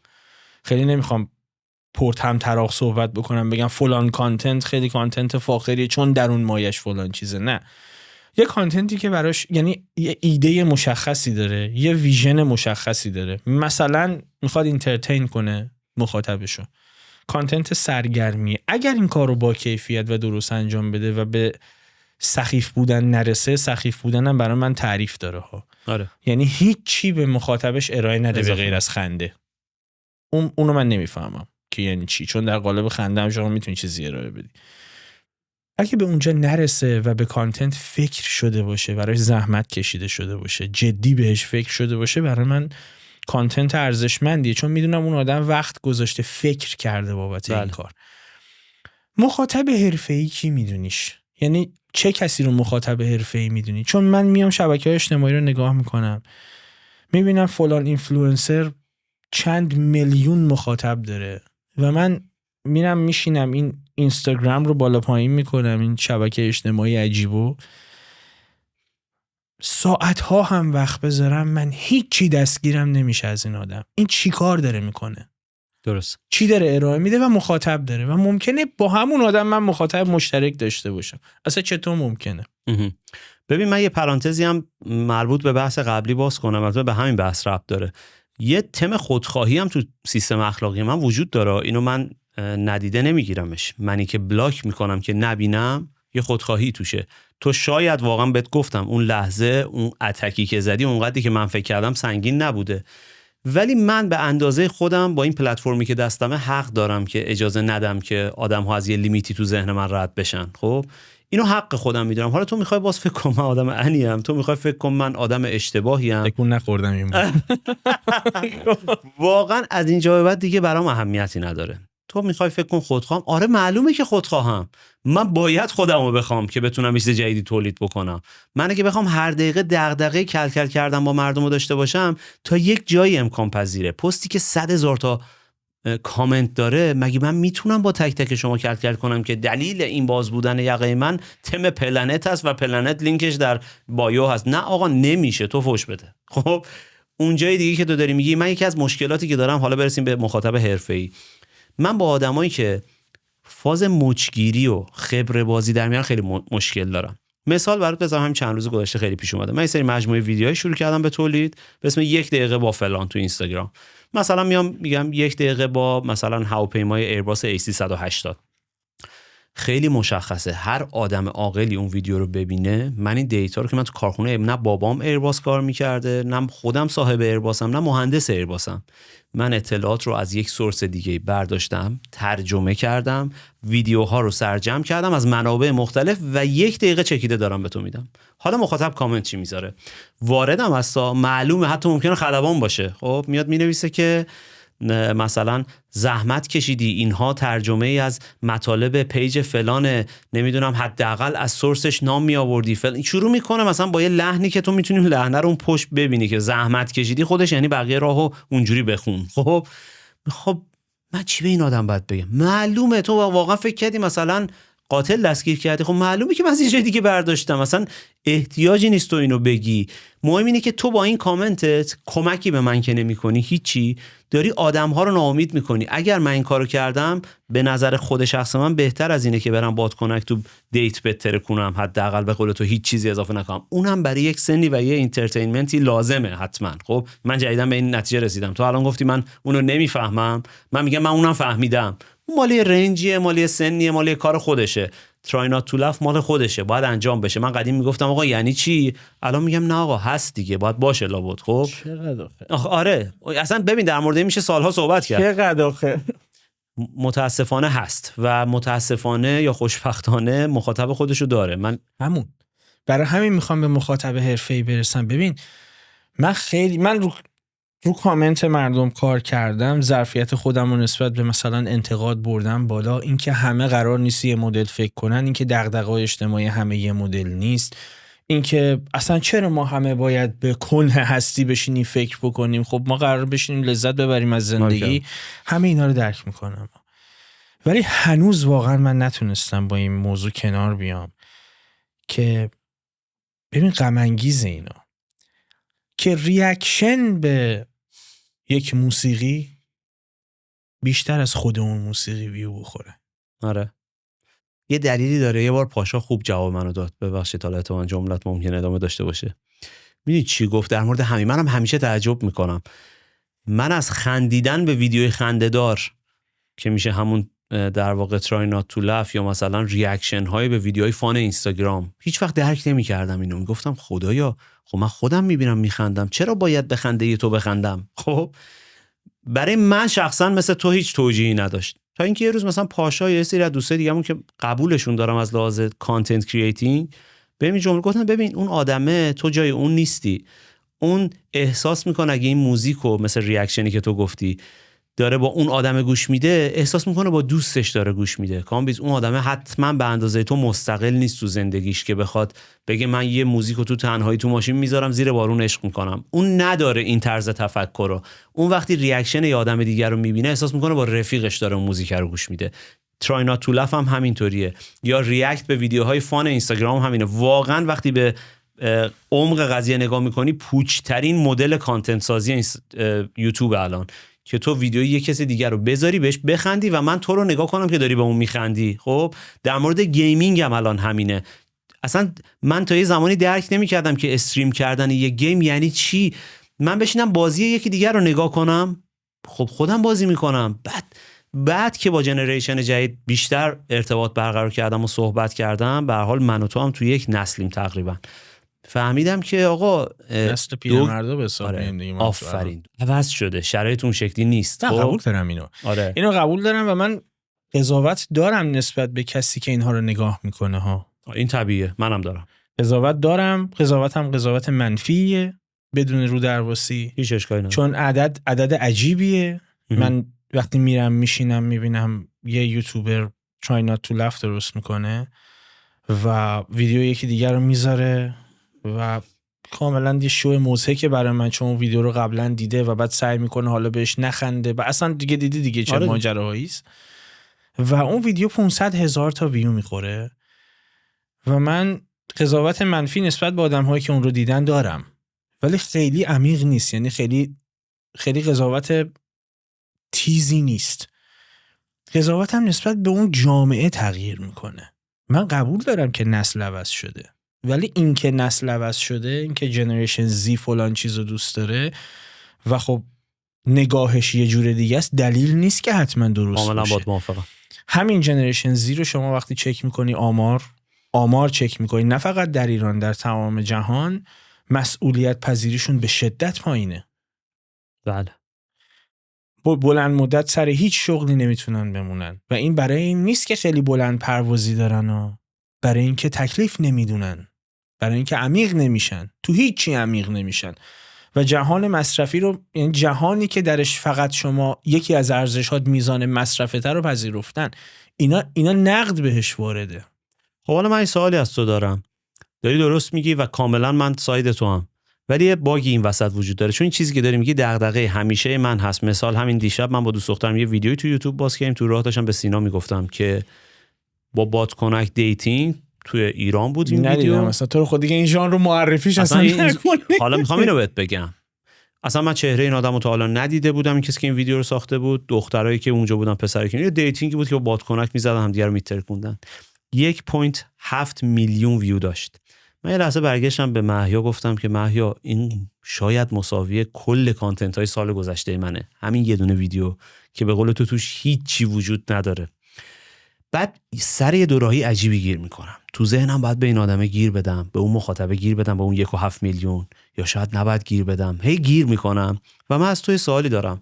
من یه زمانی استریمرهای گیم رو نمیفهمیدم، هنوز هم شاید واقعا نمیفهم، دوستم بازی کنم تا اینکه بازی دیگه یه چیزایشو میفهمم. خب یا اصلا همون که ترای نات تو لاف میسازه، یه نوجوان 13 14 ساله 15 ساله نگاه میکنه که مثلا آقای ایکس خانم ایگرگ با ترای نات تو لاف الان تو فلان کشور واقعا با پول این یه بنز جی سواره، زندگی تمیزی داره، زن داره، بچه داره.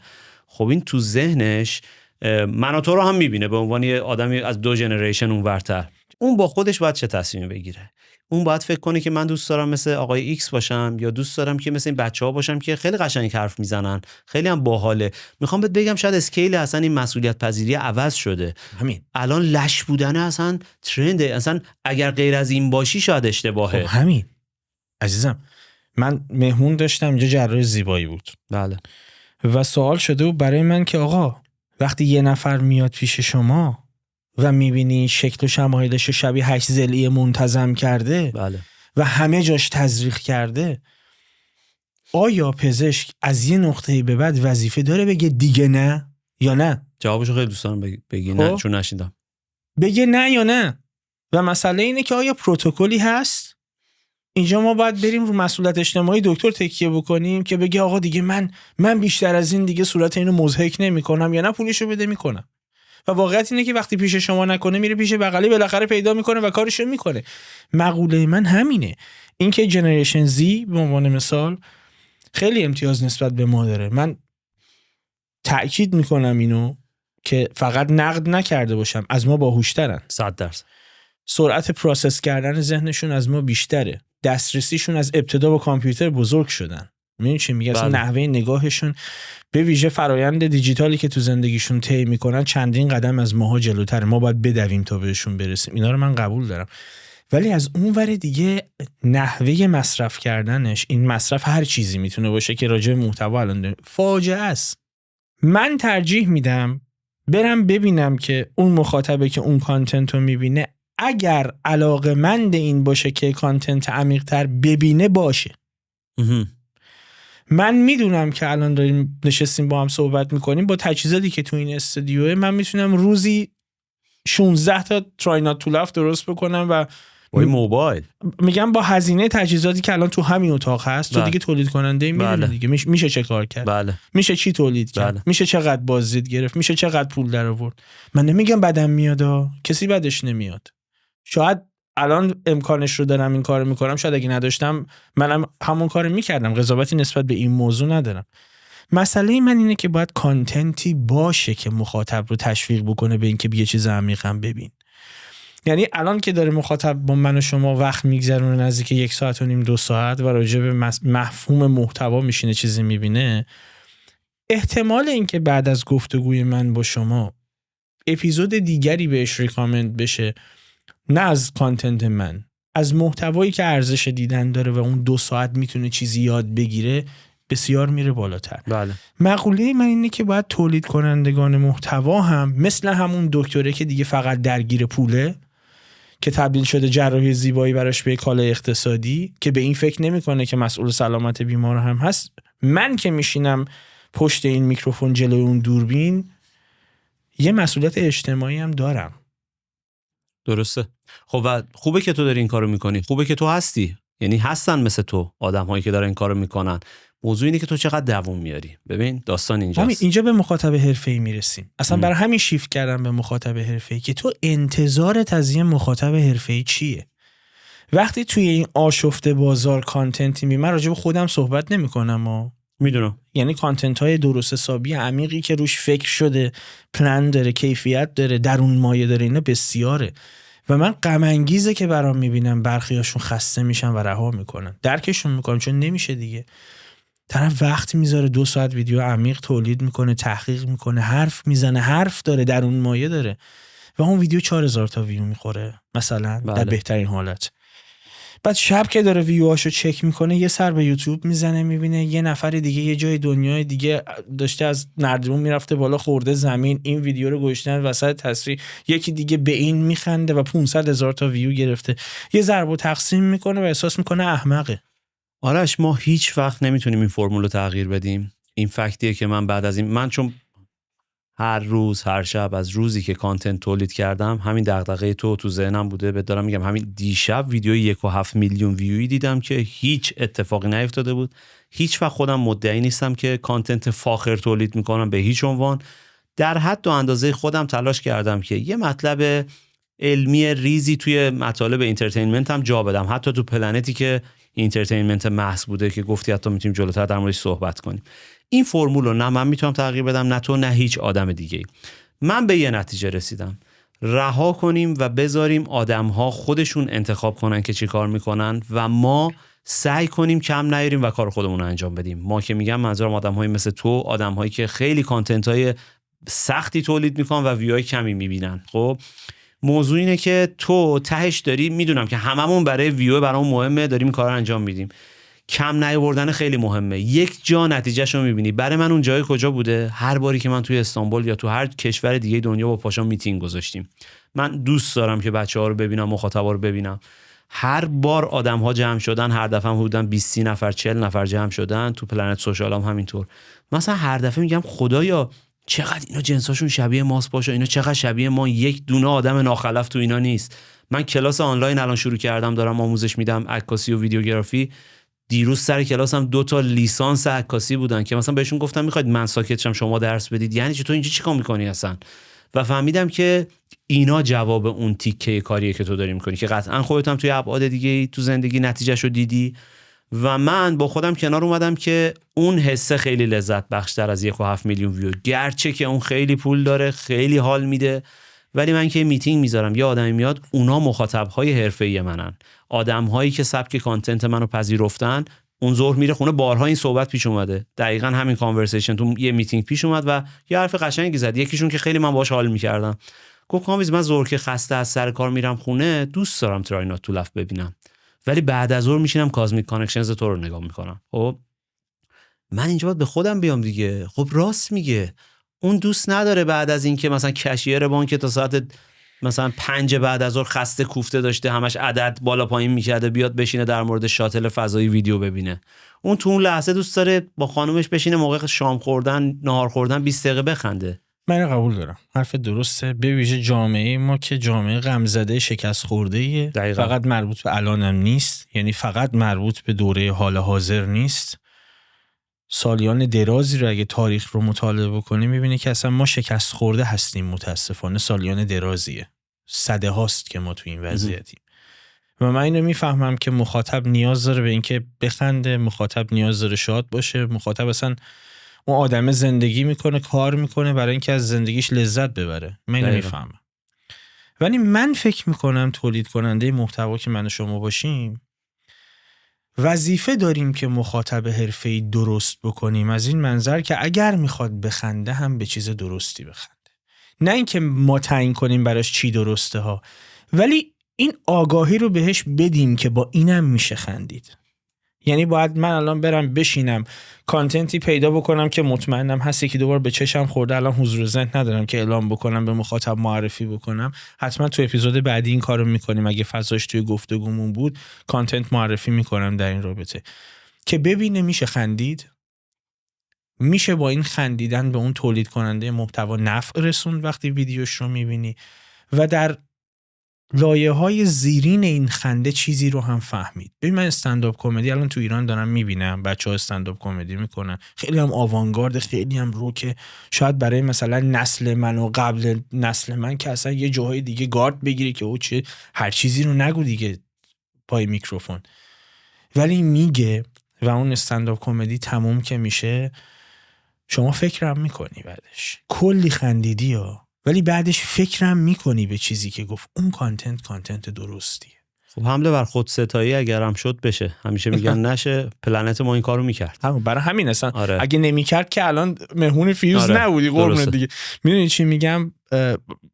چون گفتم به قبلش که با هم صحبت میکردیم، گفتم فیوزی استانداردایی داره. ممکنه تو با لحن ویژه خودت صحبت بکنی، اونجا هر چیزی رو هم ممکنه بیان بکنی، ولی زیر لایش چیزهایی برای ارائه کردن داره. من همون اپیزودی که تو مطبخ تهران گرفته بودید رو که دیدم، یه مقداری تاریخ توش مرور کردید و اینا، میفهمم که دارید چی کار میکنید، میفهمم که تا کجا میشه عمیق شد توی همچین کانتنتی. ولی من فکر میکنم تولید کننده محتوا وظیفه داره یاد بده. من انتظارم از تولید کنندگان محتوایی که دغدغه دارن اینه که وقتی طرف میشینه پای میکروفون هم کارشو بکنه، هم مخاطب حرفه‌ای بار بیاره. من این رو میفهمم که تو یوتیوب الان بزرگترین کانال جهان مستر بیست، اونم دقیقاً چیزی من نمیفهمم دقیقاً داره چی ارائه میده. میدونم که اونم اینترتینمنت، مخاطب میبینه یه 20 دقیقه نیم ساعت 40 دقیقه لذت میبره. اون میفهمم که اونجا هم کماکان اون کامیونیتی بزرگه که میاد نگاه میکنه ممکنه محتوای زرد ببینه، میفهمم. ولی ما تو یوتیوب نوعیم هنوز، با اینکه خیلی رشد کردیم ولی کامیونیتیمون هنوز اونقدر بزرگ نیست، دسترسی تو ایران محدود بوده و داره کم کم زیاد میشه. من خیلی جدا دارم میگم، خیلی واهمه دارم از این موضوع که اون اتفاقی که تو اینستاگرام افتاد و بعد از اون رفت تو توییتر که یه پلتفرم نخبگانی بود افتاد، تو یوتیوب هم بیفت و به گند بکشیمش. درست. چون اینستاگرام الان من رقت انگیز شده برام که نگاه میکنم و من فکر میکنم وظیفه داریم این کارو بکنیم. بله. وظیفه داریم به مخاطب آموزش بدیم که چی ببینه و این فکر میکنم خیلی مهمه. فکر میکنم ماها هم کمکاری کردیم در این زمینه. فقط من نمیتونم از مخاطب انتقاد بکنم که چرا این چیزا رو میبینه. به قول تو وقتی بازار داره خب اونم میبینه و شاید دلش بخواد بعدا اینو تولید بکنه، ولی به نظرم باید نسخه های متفاوتی باشه مثل کاری که شما تو پلنت کردید که اونم به درآمد برسه، که اونم اینکامی داشته باشه و مخاطب اون رو هم نگاه بکنه و جذبش بشه. اینجا باید ازت بپرسم چه پیشنهادی برای تولید کننده محتوا داری؟ ببین یه جمله تو حرفات گفتی خیلی باحال بود. گفتی که یوتیوب نوعه برای ما. واقعا هم همینه. برای کل دنیا جدیده. اینو بذار بگم. ما یوتیوبر پیر هنوز نداریم. حالا چند سال دیگه خود من هستم البته، ولی تا پیرو چی ببینی 60 هستی، موهات هم سفیده دیگه، چقدر قوم به من میگه رک. حالا میخواستم اینو بهت بگم که واقعیت اینه که خب یوتیوب مگه کلا چند ساله به وجود اومده، اینستاگرام مگه اینستاگرام کلا 2010 به وجود اومده که از 2011 وارد ایران شده. ما هنوز وارد اون مرحله نشدیم که اون جنریشن قدیم رشد کنه. ما باید اجازه بدیم که بچهای 18 ساله الان که مستر بیست میبینن 30 سالشون بشه مطمئنا مستر بیست نمیبینن. ما چون یوتیوبر خیلی مسن هنوز نداریم و این انقدر این پلتفرم‌ها همه با هم جدیده، ما فرصت نداشتیم که کانتنت کریئتور مسن ببینیم زیاد. حالا من چند تا میبینم الان توی داستان خودم، ولی اونا هم از قدیم نویسنده بودن مثلا، حالا اومدن تو یوتیوب. ولی مثلا خود شما اگه 20 سال دیگه داری کانتنت تولید میکنی، اون پسر 18 ساله‌ای که الان این مستر بیست میبینه قطعاً تو 30 سالگیش اونجا کانتنت شما رو میبینه. یعنی باید بپذیریم که مثل شبکه تلویزیونی اینترنشناله که الان اون بچه داره برنامه کودک میبینه. خب و ما نمیتونیم منتقد برنامه کودک باشیم. حقیقتا برنامه کودک برای سن اون مناسبه. الان یک کم دیگه بیاد جلوتر، یه دغدغه‌ای تو زندگیش اضافه بشه، 4 تا چیز دور و برش ببینه، دیگه متوجه میشه با برنامه کودک حال نمیکنه، میشینه مستند شبکه 4 میبینه که اونجا دیگه یه پلتفرم دیگه‌ایه. منظورم اینه که باید فرصت بدیم و در حد خودمون، این جواب آخرته که پرسیدی، باید زمان بدیم و تو این زمانی که دادیم در حد خودمون تاثیرگذار باشیم. به نظر من تو هستی با بک‌گراندی که صحبت کردیم قبلش در مورد چنل قبلی، تو اینا 100% بودی. منم در حد و اندازه خودم دارم سعی میکنم باشم. خیلی دارن کار جدی میکنن، خیلی زیاده، خیلی دارن و خب هم انگیزه بر من که میبینم اون پیشرفتی که باید رو نمیکنم. ممکنه در بلند مدت به هر حال کسی که دنبال کانتنت عمیق هست بهشون برخورد بکنه، ولی میدونی بیشتر الان از جنبه تولید کننده محتوا میخوام ازت بپرسم. فرض کن کسی الان میخواد شروع به تولید کانتنت بکنه و تو عملا دیجیتال کریئتوری دیگه. بله. ازت مشورت میخواد، یه بودجه‌ای داره و میخواد شروع بکنه به کانتنت تولید کردن، ایده خاصی هم نداره و توانش هم داره، میاد ازت مشاوره میخواد. بذار اینجوری بگم که بهتر باشه. تو چجوری این مرز بین بیشینه درآمد از اون محتوا رو با عمق اون محتوا تبیین میکنی؟ چجوری این رو براش تبیین میکنی؟ یعنی چجوری این رو به تعادل میرسونی که از اون ور برای درآمد بیشتر سخیف نشه، از این ور به خاطر عمق بیشتر استمرارش فدای اتفاقی بشه که قرار رقم بزنه؟ این سوال خیلی پرسیده میشه از سمت مخاطبا، نه از من، از هر کسی که کانتنت کریئتوره. شاید از خودت هم پرسیدن. اولا که من دیتایی از این آدم لازم دارم، همیشه میپرسم تو الان چیکار کردی، چیکار میکنی، به چی علاقه‌مندی. آخه تو حرفات گفتی هیچ ایده هم نداره. این خودش باگ بزرگه وقتی تو هیچ ایده‌ای نداری. به نظر من دست تو رو باز بذارم برای مشاور. قطعا کسی که میاد یه ایده‌ای ممکن داشته باشه، ولی مفروضه برای من که ایده ویژه‌ای نداره. فقط شنیده که این کار باحاله و دوست داره که کانتنت کریئتور باشه. توانش هم داره که تجهیزات بیسیکی برای خودش تهیه بکنه. اینجا میگم یه دیتای اولیه ازش لازم دارم که ببینم این آدمه تا الان چیکار کرده، کجای داستانه، چند سالشه. این چند سالشه خیلی مهمه دیگه. ببین تو همین الان اگه ازت سوال کنن طیف مخاطب چه رنج سنیه، ممکنه بگی مخاطب من 30 سال تا 50 ساله هان. خب واقعیت اینه که آدم‌های 40 ساله خیلی با محیط یوتیوب آشنا نیستن. طبق حرف چند دقیقه پیشمون ما باید مهلت بدیم که اون بچه‌ها بزرگتر شن که تو یوتیوب این داستانو داشته باشن. در نتیجه من ازش میپرسم چند سالته، دیتای ورودی ازش میگیرم و با توجه به اون من قطعا هیچ وقت هولش نمیدم به سمت کانتنتی که سخیف باشه یا بخواد مثلا فقط بابت ویو این کارو بکنه. و متاسفانه خیلی وقتا روک حرفمو باید بزنم. خیلی‌ها میپرسن مثلا میگه من میخوام فلان کارو بکنم، به نظر شما میگیره؟ خیلی دروغی بهش بگم میگیره، بعد بهش بگم که واقعا نمیگیره، بعد پاش بشینی اگر میخوای این کارو بکنی. متوجهی؟ حالا اگر دنبال یه فرمول کلی هستی، من همیشه میگم خودت از خودت شروع کن. چه نیازی خودت داری، چه سوالهایی داری، بیا همونا رو تبدیل کن به جواب. متوجهی؟ من خودم به فضا و ماشین و هواپیما و فلان علاقه‌مندم و یه سری سوالهایی تو این زمینه‌ها برای خودم همیشه هست. همیشه کنجکاوم بدونم فلان راکت چه جوری میره و در آینده چه جوری قرار بریم به مریخ. خب برو سرچ کن، اون چیزی که سرچ کردی خودت فهمیدی و به یک آدم‌های تایپ خودت منتقل کن. حالا تو باز میای کامنت میذاری که این از یه جای دیگه است، معلوم از یه جای دیگه است. من از ایلان ماسک که نپرسیدم مستقیما که مثلا بشین با هم حرف بزنیم، رفتم یه کانتنتی رو نگاه کردم گذاشتم، یا یه ایونتو من دارم مثلا وی روبوتو دارم کاور میکنم از ایلان ماسک، من که اونجا ویدیوگرافی نکردم دیگه. خواهش میکنم هوشتون رو به کار بندازید. خیلی راحته که من دارم از یه کانتنت دیگه براتون ترجمه میکنم. مثلا ما مجله ماشینمون سالها ترجمه بود تا اینکه نویسنده ها شروع به نویسندگی کردن. من هم نویسندگی میکنم برای کانتنتم، هم ترجمه میکنم. تویی که تازه داری استارت میزنی، ترجمه کن. برو کانتنت خارجی به درد بخور و بردار، بیار فارسیش کن، به مخاطب فارسی تحویل بده. نداره اصلا همچین چیزی. میخوای تو فوتبال باشه، میخوای تو موزیک باشه، هر چیزی. مثلا پلنت که یه چیزی بود که شبیهش نبود، ولی هزار تا کار دیگه که من میکنم شبیهش هست. من میگم میتونی با کپی خوب شروع کنی، با اون تزی که کپی خوب بهتر از ایده بده به نظر من. میتونی ترجمه کنی کانتنت خارجی رو بیا ارائه بدی، به درد یکی دیگه بخوره، ولی باید صبر کنی. اینو همیشه اون اول تذکر میدم که اگر میخوای سالم بمونی و یه میتینگ یه روز بذاری که 10 نفر آدم درست حسابی توش بیان، باید صبر کنی و قید یه سری پولهای گنده رو بزنی. و اینا معنیش این نیست که اگه اون راه دیگه رو بری فردا پولدار میشی. فرمول هم این شکلی نیست، خودت هم میدونی. هر کسی تراینات تو لف امروز بسازه نمیگیره، چون رقابت توش زیاد شده اشباع شده دیگه. میدونی اگر میخوای دیوونه بازی هم در بیاری، بازار خودش رو باید آنالیز کنی. این شکلیه قضیه به نظر من. نقش الگوریتم‌های شبکه‌های اجتماعی رو توی این مسئله چی؟ یعنی توی تعریف سلیقه مخاطب چی می‌بینی؟ به ویژه من اینستاگرام برام مسئله است. خیلی عجیب شده. بله. چون شما اگر میخوای توش رشد بکنی، بعد تقریبا دیگه خیلی زور میزنی کانتنتت حدوداً 30-40 ثانیه باشه دیگه. نزدیک هر چقدر بیشتر نزدیک یه دقیقه میشه، احتمال وایرال شدنش میاد پایین‌تر. و توی 30 ثانیه چی میشه بهش ارائه داد که فکر بکنه؟ آره. خیلی بعیده. یعنی من با خیلی‌ها صحبت میکنم، میپرسم، طرف تقریبا 1 ساعت توی تب ریلز اینستاگرام بوده، 1 ساعت. و من 1 ساعت بعد از اون 1 ساعت اگه ازش بپرسم 1 ساعت قبل چه چیزایی تو ریلز دیدی، یادش نیست. بله.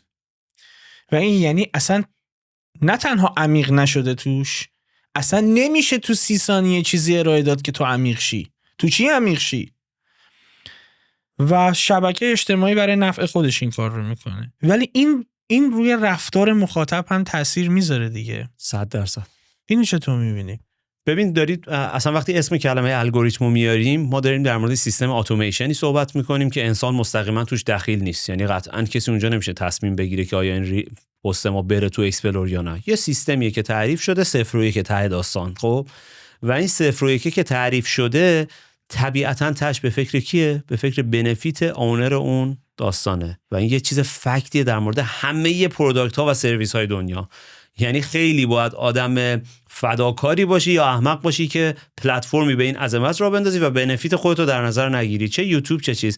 خیلی جاها فیر نیست بازی واقعا، ولی تاش باز دوباره پول و قدرته. یعنی اون سیستم طراحی شده که برای خودش منفعت بیشتری داشته باشه. اصلا براش مهم نیست تو چه مطلبی ارائه میدی. چقدرم غمگین این که اصلا براش مهم نیست که مخاطب داره چی میبینه. اصلا.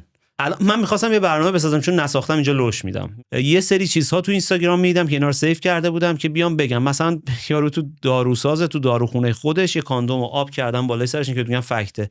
مثلا دختره میگه تو 10 ثانیه اینا رو بگو، مثلا اون یکم داروساز طفلی دختره، اگر نه اینو کاندوم رو میتره کنی آب میریزه رو صورت. این یه نمونهشه. پر از اینجور آدم‌ها بود اون ویدیوی من قرار بود باشه که بگم بیا دنیای موازی رو در نظر بگیریم که قرار نبود با دیوونه بازی تو اینستاگرام به جایی برسیم. این بدبخت دکتر داروسازه، این داروخونه خودشه، این قرار بود بشینه اینجا مثلا لیست دار بره تو اینترنت هر روز سرچشو بکنه، درس خونه. این چرا باید بشینه کاندوم رو سرش بتره کنه؟ خب یا مثلا اون یکی چرا باید مثلا بره، من کسایی رو میشناسم که تستر غذا ولی مثلا فوق لیسانس فلان دارن، خب چرا باید تا اینجا مثلا مرغ بکنی تو حلقت به خاطر اینکه وایرال بشه؟ خب میخواستم دنیای موازی این آدم‌ها رو اگه اینستاگرام نداره بررسی کنم که گفتم بی خیال، باز میگن تو فشار اومده رود داری فلان میکنی بیسار میکنی. واقعیت همینه. اون داروسازه دور و برش رو نگاه میکنه، بابا نمونهشو الان داریم، حالا نمیدونم یا خودش زده به دیوونگی یا واقعا دیوونه شده. بابک راهنما نمیدونم دیدی یا نه، جدیداً وایرال شده. ببین ما نمونه های اینا رو زیاد داشتیم. حالا مثلا بگو اسمشو، خواننده ایرانیه که بنیامین، مثلا من احساس میکنم اینا با این فرموله رسیدن که بیایم یه کار دیگه بکنیم. خب ببین من خیلی این روزا دارم با خودم فکر میکنم قیافش نمیخوره که رد داده باشه. خب رد داده باشه نه فقط اینا، اصلا یه فرمولیه که پاسخ میده. ببین هر چقدر که شما عجیب تری، یعنی هر چقدر ادعای عجیب تری داری بیشتر دیده. اصلا اینا رو ول کن. با این پدیده جدید اصلا من چجوری باید کنار بیام که ببین اصلا خیلی خیلی عجیبه برای من هر چی تو اینستاگرام میبینم از یکی در میون این ریل هایی که من میبینم طرف میخواد منو پول دارم بکنه. من یه اپیزود دارم در هفته پادکست میدم، یه اپیزودم تو پرژن پوئتری تولید میکنم. اپیزودی که اینجا تولید میکنم 2 ساعته حدوداً، اپیزود اونجا حدوداً 1 ساعت. یعنی من 3 ساعت در هفته کانتنت تولید میکنم و دروغ نیست اگر بگم در حال حاضر بیش از شبی 3-4 ساعت نمیتونم بخوابم. اینقدر کار داره برای 2 تا کانتنت. بله، فقط برای 2 تا کانتنت. یه لحظه مخاطب پیش خودش فکر بکنه. یه آدمی که بیزنس عریض و طویلی داره، اینکامش، این تراکنش های مالیش انقدر وحشتناک زیاده. آیا شما تا حالا دیدی مثلا مارک زاکربرگ بیاد توی ماشینش بشین از فرمون ماشینش برای شما استوری بگیره؟ اصلا برند لباسشو دیدید؟ دقیقاً. شما توی اینستاگرام تیستر میبینی که با بادیگارد میره تو رستوران مرغ بخوره. و این آدمایی که میخوان شما رو پولدار بکنن، آیا به این فکر کردید که چرا دارن این کارو میکنن؟ و بعد میرم کامنت ها رو که میخونم، عدد 5 رو کامنت کن و زیرش پر 5. دیوونه میشم. اصلا ببین موضوع اصلی همینه. اون آدمه یه دیکتاتوری برای خودشه که یک سیستم دیکتاتوری رو انداخته که سوراخو پیدا کرده. اون وقتی می نویسه که مثلا کلمه پول رو کامنت کن تا من برات فلان کنم و اون زیر کامنت ها رو نگاه کنه همه پوله، خب وقتی مخاطب وجود داره اونم این کارو میکنه دیگه، میخره. بعد باورم نمیشه. اون آدم مثلا من دیدم دیگه، آدمایی دیدم حتی تو ایران این کارو میکردن. ابایی هم ندارم، مثلا اسم توی یکی از تیزرامون ماهان تیموری رو من عکسشو گذاشته بودم توی یکی از تیزرها زیاد دیدم. آره. این رفت از ایران. بله دیدم. و این یک بیزینس موفق نداشته. جورج اندی دیده بودم یه بار به پر و پاش میپیچید. این یک دونه بیزینس موفق نداره تو زندگیش. بله. یک دونه. کافیه شما برگردید 10 سال پیش ببینیدش و امروز ببینیدش. بله. و با پولی به این نقطه رسید که مخاطب رو حتی رو بلاهتش حساب میکنه که از خود مخاطب گرفته بود. اصلا بیزنسش اینه. بیزنسش راه پولدار کردن شما نیست، بیزنسش گول زدن شما و پول درآوردن از شماست. و این غم انگیزه. بر من فکر می‌کنم باید بشینیم راجع به اینا کار بکنیم. یعنی شما اگه تولید کننده محتوایی، به نظر من باید به اینا فکر بکنیم. من اگه هستم باید به اینا فکر بکنم. یه بخشیش هست که من اون مخاطب رو تقدیر بکنم به خاطر اینکه رنج کشیده بیاد ببینه بخنده. یه بخشش من باید مراقب مخاطب من باشم. بله. یعنی من باید مراقب باشم اسیر هر چیزی نشه تو شبکه‌های اجتماعی. من باید مراقب این باشم که اگر اون نیاز به خنده داره و درگیر غم و رنجه، به خاطر این میره میل پیدا میکنه به یه کانتنتی که بخنده، یهو تو همون ازش سوء استفاده نکنن، یه کاری کنن که دیگه به همون هم دیگه نتونه بخنده. ببین نمیدونم جورج اندیو چقدر دیده بودی؟ یه آدمی بود که سالها برخلاف این داستان، چقدر غمگینم که اونم کارشو تعطیل کرد. می‌خواستم به همینجا برسم. اینجا اون نقطه است که من یه درسی از اتفاق جورجندی گرفتم برای خودم و دارم سعی میکنم عمل کنم چون من خیلی هرس میخوردم. مثلا الان تو من قیافه تو رو دارم میبینم که داری هرس میخوری، خب تو بیانت که مشخصه، چی تو چهرت مشخصه و خیلی برام ارزشمنده که آدم‌هایی هستن که هنوز هرس میخورن. ولی به عنوان برادر کوچیک‌تر یه پوینت ریز میخوام بهت بگم. از جورجندی اینو فهمیدم، این آدم سالها با تمام قوا تلاش کرد که به یک سری آدم برسونه که ماهان تیموری‌ها و خیلی آدم‌های دیگه نه تنها به فکر شما نیستن و دارن سرتون کلاه میذارن و با مدارک زیاد دیگه. یعنی می‌خواستی بفهمی با خیلی نفهم باشی که نفهمی اون چی میگه. خب کاری ندارم. و یه جا شکست این آدم، دنده عقب گرفت با تمام فشارهایی که روش بود. من اینجا با خودم نشستم فکر کردم، گفتم تا کی میخوای هرس بخوری؟ تا کی میتونی مبارزه کنی؟ من پیشنهادم به تو و به خودم اینه امروز که فقط راه خودمون رو بریم، چشمون رو ببندیم متاسفانه رو محیطت رو، راه خودمون، راه سالممون، نه اون راه چیز، و اجازه بدیم هر کدوممون در حد و اندازه خودمون تو این دنیای سوشال مدیایی که دیگه این ور اون ورش دست من و تو نیست تاثیرگذار باشیم هر چقدر میتونیم. از اونجا به بعد هیچ کاری از دست من و تو دیگه بر نمیاد. یعنی شخصا هرس خوردن من و تو چیزی رو درست نمیکنه. اون آدمایی که اون کانتنت رو دوست دارن ببینن، اصلا یه سری دوست دارن سرشون کلاه گذاشته بشه و شاکی باشن همیشه، من و تو دیگه نمیتونیم برای اون کاری بکنیم. به نظر من به یه خودخواهی درونی باید در مورد این قضیه برسی که آقا من خودم رو نجات بدم. من تو سفر آخری که به ژاپن رفتم یه درس جدید گرفتم. من تو ژاپن یک نفر رو ندیدم که درگیر برند پوشیدن باشه. داریم در مورد یکی از خفن‌ترین تمدن‌های دنیا صحبت می‌کنیم. من ندیدم کسی مثلا لویی ویتون پاش باشه، تنش باشه، فلان باشه. نمیگم بده، پولشو داری بخر، حالشو ببر. از تفکر اینا میخوام به اون ایلان ماسک و زاکربرگ برسم. فهمیدم که آدم‌هایی هستن که دیگه دارن به اصل زندگی میپردازن و این چیزی که من امروز تو زندگیم تصمیم گرفتم. برای من اهمیتی نداره اصلا کفشم چیه، الان جورابی که میپوشم چیه، لباسم چیه. اصلا اگه اهمیت هم داشته باشه ترجیح میدی بری از فلان برندی بپوشی که کوالیتی خوبی داره و میتونی تهیه‌اش بکنی. من با این اصلا مسئله اصلا مشکلی نداره. اینکه این تبدیل بشه به فروش فخر و از این فروش فخر استفاده بشه دقیقا. برای اینکه اگه من اینجام، اگه من اینو میپوشم، برای اینه که این کارو کردم، پس تو هم اگه میخوای مثل من بشی بیا این کارو بکن. ولی نمیتونی، من این کارو باید بدم. شما آدمی تو که بکنی. با این تحت تاثیر قرار میگیره من و تو نمیتونیم تغییر بدیم. قرار نیست تغییرش بدیم. آره. دلم هم، یعنی واقعیت اینه که دلم میخواد که این کارو بتونیم بکنیم ولی نمیتونیم بکنیم.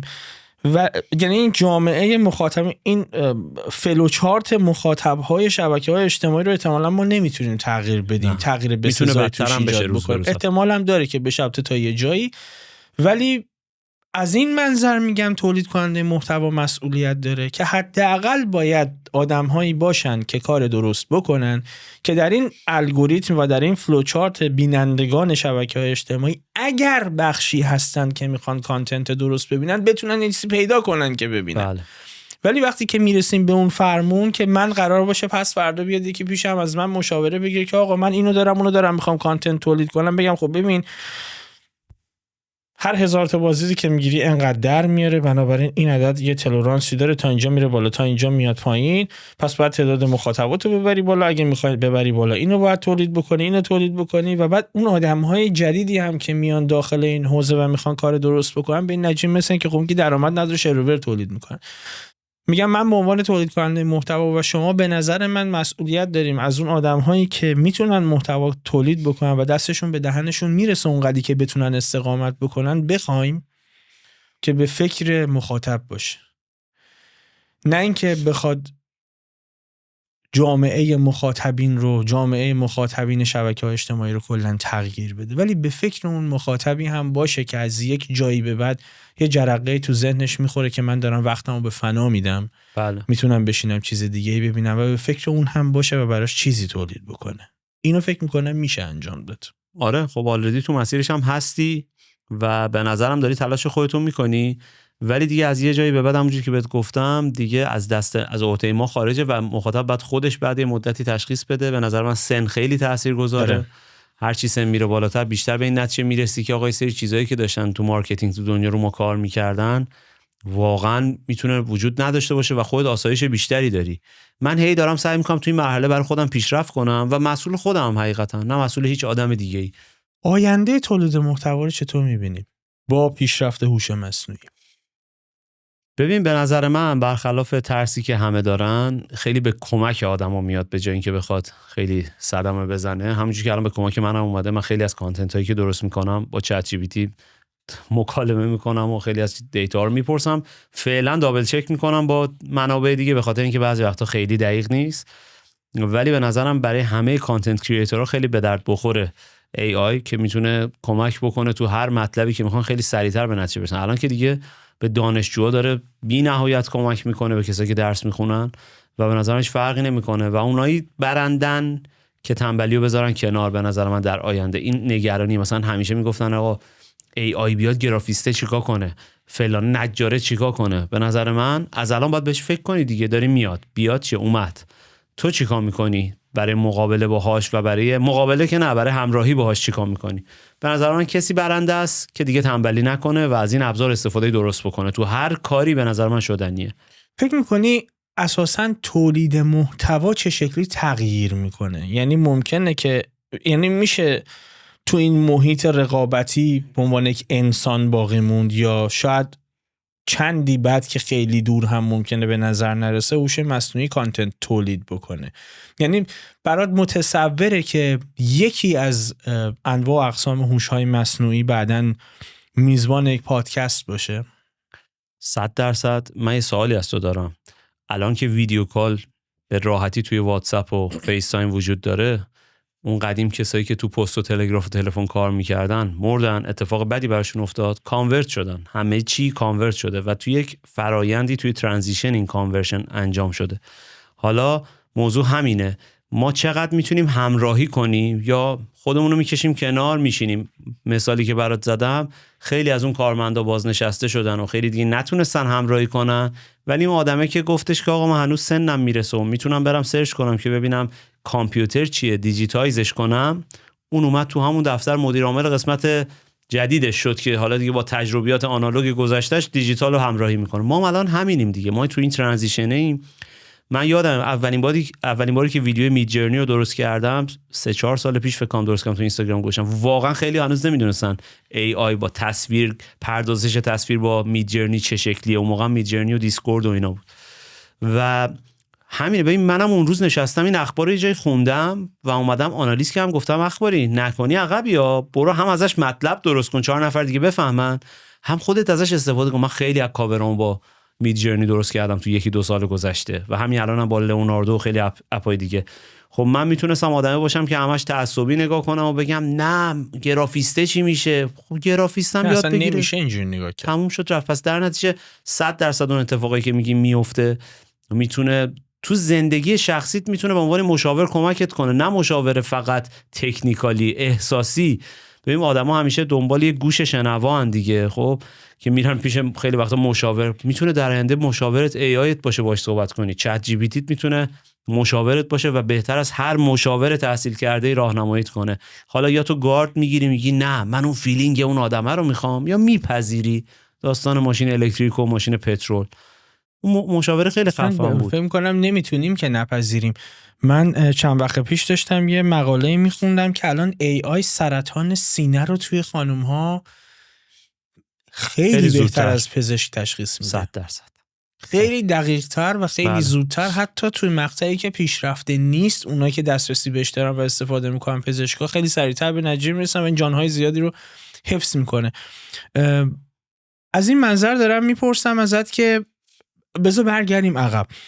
زمانی که کامپیوتر اومد هم خیلی ها میترسیدن. درست. اساساً وقتی که توی پیک تکنولوژی قرار میگیریم این اتفاق میفته. زمانی که کامپیوتر اومد خیلی ها گرافیستا مثلا میترسیدن که خب من چی که همه کار میکنه که حسابداری که اصلا میترسید.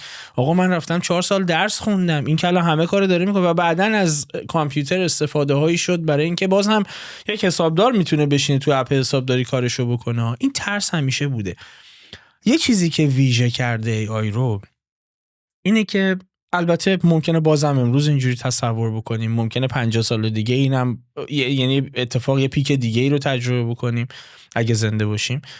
به نظر میاد که سرعت این تغییرات وحشتناکه الان. بله. یعنی خیلی بیشتر از گذشته است.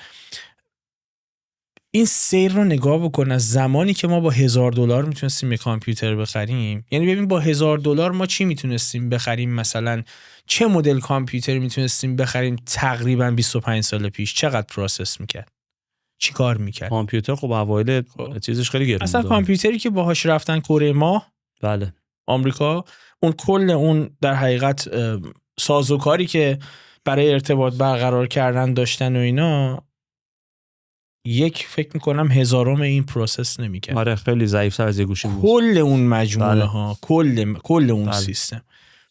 و خب تکنولوژی داره ارزون تر میشه. یعنی در شما دسترس. آره دیگه با $1000 10 سال پیش یه دیوایسی میتونستی بخری، یه کارایی داشت. امروز اگه $1000 بدی میتونی یه دیوایسی بخری که 10 برابر اون کارایی داره و این سرعت رشد رو خیلی زیاد کرده و این اتفاق برای ما به عنوان جامعه بشری بارها و بارها افتاده. چیزی در دسترسمون قرار گرفته که هنوز آمادگی استفادهش رو نداشتیم. درسته. یکی از مثال‌هاش همین شبکه اجتماعی، بله. که کم کم فرهنگ استفاده صحیح ازش اومد و تازه مردم فهمیدن اصلا با پرایوسی چه خاکی باید تو سرمون بکنیم با این چیزایی که منتشر میکنیم. الانه که یه نفر توی توییتر اگه چیزی رو مینویسه دیگه این خیال خام رو نداره که من اگه این نظر رو پاک کنم دیگه پاک شده، نه همون موقع یکی اسکرین شات گرفته و تا ابدالآباد هست. بله. و این فرهنگ نیومده بود که کم کم باش خو گرفتیم. الان داره عوض میشه و سرعت پیشرفت عجیب و غریبه. یعنی من هم چند وقت پیش داشتم با سونو کار میکردم، موسیقی تولید میکنه، نمیدونم دیدی یا نه، خیلی چیز عجیب و غریبیه واقعا و این هی میره جلوتر و پیشرفته تر میشه. سوالم اینه که فکر میکنی عاقبت میتونی تخمین بزنی که 10 سال دیگه کجاییم؟ 10 سال دیگه توی حوزه تولید محتوا ما کجا وایسادیم؟ شاید با خیال پردازی کنی ولی جذابه. آره خیلی با ریالیتی نمیشه پیشرفت تو این داستان با سرعت چیزی که داری میگی. ببین خب همین الان هم این اتفاق وجود داره، به نظرم تشدید میشه که مثلا به جای استفاده از کاراکترهای فیزیکالی واقعی ما میبینیم که ویدیو ساخته میشه برای شرکتی که یه خانم هست مجری داره توضیح میده که اصلا واقعیتی وجود نداره. خب این اتفاق روز به روز بیشتر میشه. یعنی منی که دارم کانتنت درست میکنم مثلا در مورد هواپیما میتونم شبیه چهره خودم به جای اینکه انقدر زحمت بکشم و برم بشینم نور بکلایت روشن کنم فلان کنم بیسار کنم، احساس میکنم انقدر ایزی میشه که میتونم تعیین کنم که من فلان لباس تنم باشه با این قیافه تو این نور پردازی تو این اتاق، تصویر منو با این دیالوگا حالا یا ضبط میکنم یا اونم که دیگه لازم ضبط کنه، اسکریپتو میدی خودش با صدای خودت میگه دیگه. این اتفاق میفته ولی فعلا هنوز ما احتیاج داریم که یک نیروی انسانی کنارش باشه و این تفکر رو بهش منتقل بکنه دیگه. یعنی اینجوری نیستش که ما بهش دستور بالاخره باید بدیم این کارها رو انجام بده، خودش خودسرانه نمیتونه این کار رو انجام بده. ولی همونجور که گفتی شبیه تفنگ این داستان، یه روزی تفنگ اومد یه جا میتونست باعث جنگ بشه، یه جا باعث محافظت میشه از یه قومی. مثلا این داستان ای آی هم همینه، داستان ربات هم همینه. در آینده یه نگرانی بشره که آقا این اتفاق ممکنه به ضرر بشر تموم بشه. واقعیته ای آی هم ممکنه به ضرر خیلی از آدما تموم بشه. مثلا ما داریم مثالا رو میزنیم که آدم باید زرنگ باشه. مثلا ربات تاکسی داره میاد که ماشین تاکسی‌ها دیگه قرار راننده نداشته باشن. خب اولین چیزی که به ذهنت میرسه اینه که راننده تاکسی‌ها بیکار میشن. این فکته، یعنی شما نمیتونی جلوی اینو بگیری. و ببین بالاخره باید این اتفاقا بیفته. هر انقلابی یک بهایی داره دیگه. نمیشه بگی همه راننده تاکسی‌ها سر کار باشن ولی ما ماشین بدون راننده. خب همین چیزی امکان پذیر نیست. تو حوزه تکنولوژی نه ولی تو حوزه سیاسی مخاطب اینو تجربه کرده که انقلاب پذیره. این داستانه این شکلیه و باید بپذیریم که آقا یه بهایی داره دیگه. اون راننده تاکسی حالا یا توی جنریشنی که خودش آپگرید میکنه میره تو واحد پشتیبانی ربات تاکسی کار میکنه یا نه نمیتونه و دیگه بازنشسته میشه. ما باید اینو بپذیریم دیگه. ولی اینکه 10 سال دیگه چه اتفاقی بیفته اینقدر به قول تو سرعت زیاده که نمیتونم از الان پیش بینی اون شکلی بکنم. فقط میفهمم که کارا داره راحت تر میشه. یعنی من دیگه لازم نیست یه ستاپی بچینم یه کاری بکنم. اون ستاپه با 4 تا کلیک و همین الان ما تو نرم افزار ادیت میتونیم برای کالر کارکشن مود بدیم. میتونیم بگیم آقا شبیه فضای زمستون ویدیو منو درست کن و ایزی این کار انجام میشه. خب این اتفاق دیگه باید با تصویر خودمون هم میفته دیگه. حالا دیگه مرحله بعدیش چیه رو نمیتونم حدس بزنم. فکر میکنی باید بترسیم از AI یا نه؟ نه، به خاطر اینکه گذشته به ما ثابت کرده که همه اون ابزارهایی که به کمک بشر اومده، مثل همین داستان تشخیص سرطان که داریم میگی، خب یه روزی هم ببینم مثلا من اون روز رفتم دندون پزشکی قدیم، من یادم برای قالب گرفتن دندون یه خمیری میذاشتم بعد فشار میذاشتم که فکت داره در میاد، می‌خواستن این قالبو بگیرن. یه دستگاه 3D اومده بود تو دهنم چرخون 3D دندونای منو در آورد. خب میخوام بهت بگم که خب چرا اینا رو نبینم؟ من از اینا دیگه چرا از اینا نترسم؟ یعنی چرا از اینا بترسم در واقع؟ خب این خیلی داره به من کمک میکنه. اوکی بله به همین نسبت میتونه خطرناک هم باشه، ولی آیا من فقط باید به اون چیزای خطرناکش فکر کنم؟ نه، من کاراکترم این شکلی نیست، من لذت میبرم از اون اتفاقه. از این منظر بعضیا بهش فکر میکنن که تا سالیان درازی هوش انسان بیشتر از هوش کامپیوتر بود، توانایی انسان در تحلیل داده بیشتر از انسان بوده قطعاً. بله. یعنی مغز انسان نمیتونه مثل سی پی یو محاسبات چندین رقمی رو در آن واحد انجام بده، اما توانایی تحلیل انسان از همه جوانب کماکان از کامپیوتر بیشتر بود. الان یک دیتابیسی داره درست میشه که AI از تمام این دیتابیس ها استفاده میکنه و کمپانی هایی که هم الان تو این زمینه دارن کار میکنن دیتابیس به اشتراک میذارن، یعنی خیلی چیز نمیکننش، خیلی انحصاری نمیکننش، چون هرچی دیتابیسش بیشتر باشه تحلیل اون مدل هوش مصنوعی دقیق تره و کار به نقطه رسیده که هوش این موجود از هوش انسان بیشتره و من دیری نخواهد پایید فکر میکنم که شاید 10 سال دیگه هوش این مفهوم از هوش مجموع انسان‌ها بیشتر خواهد بود.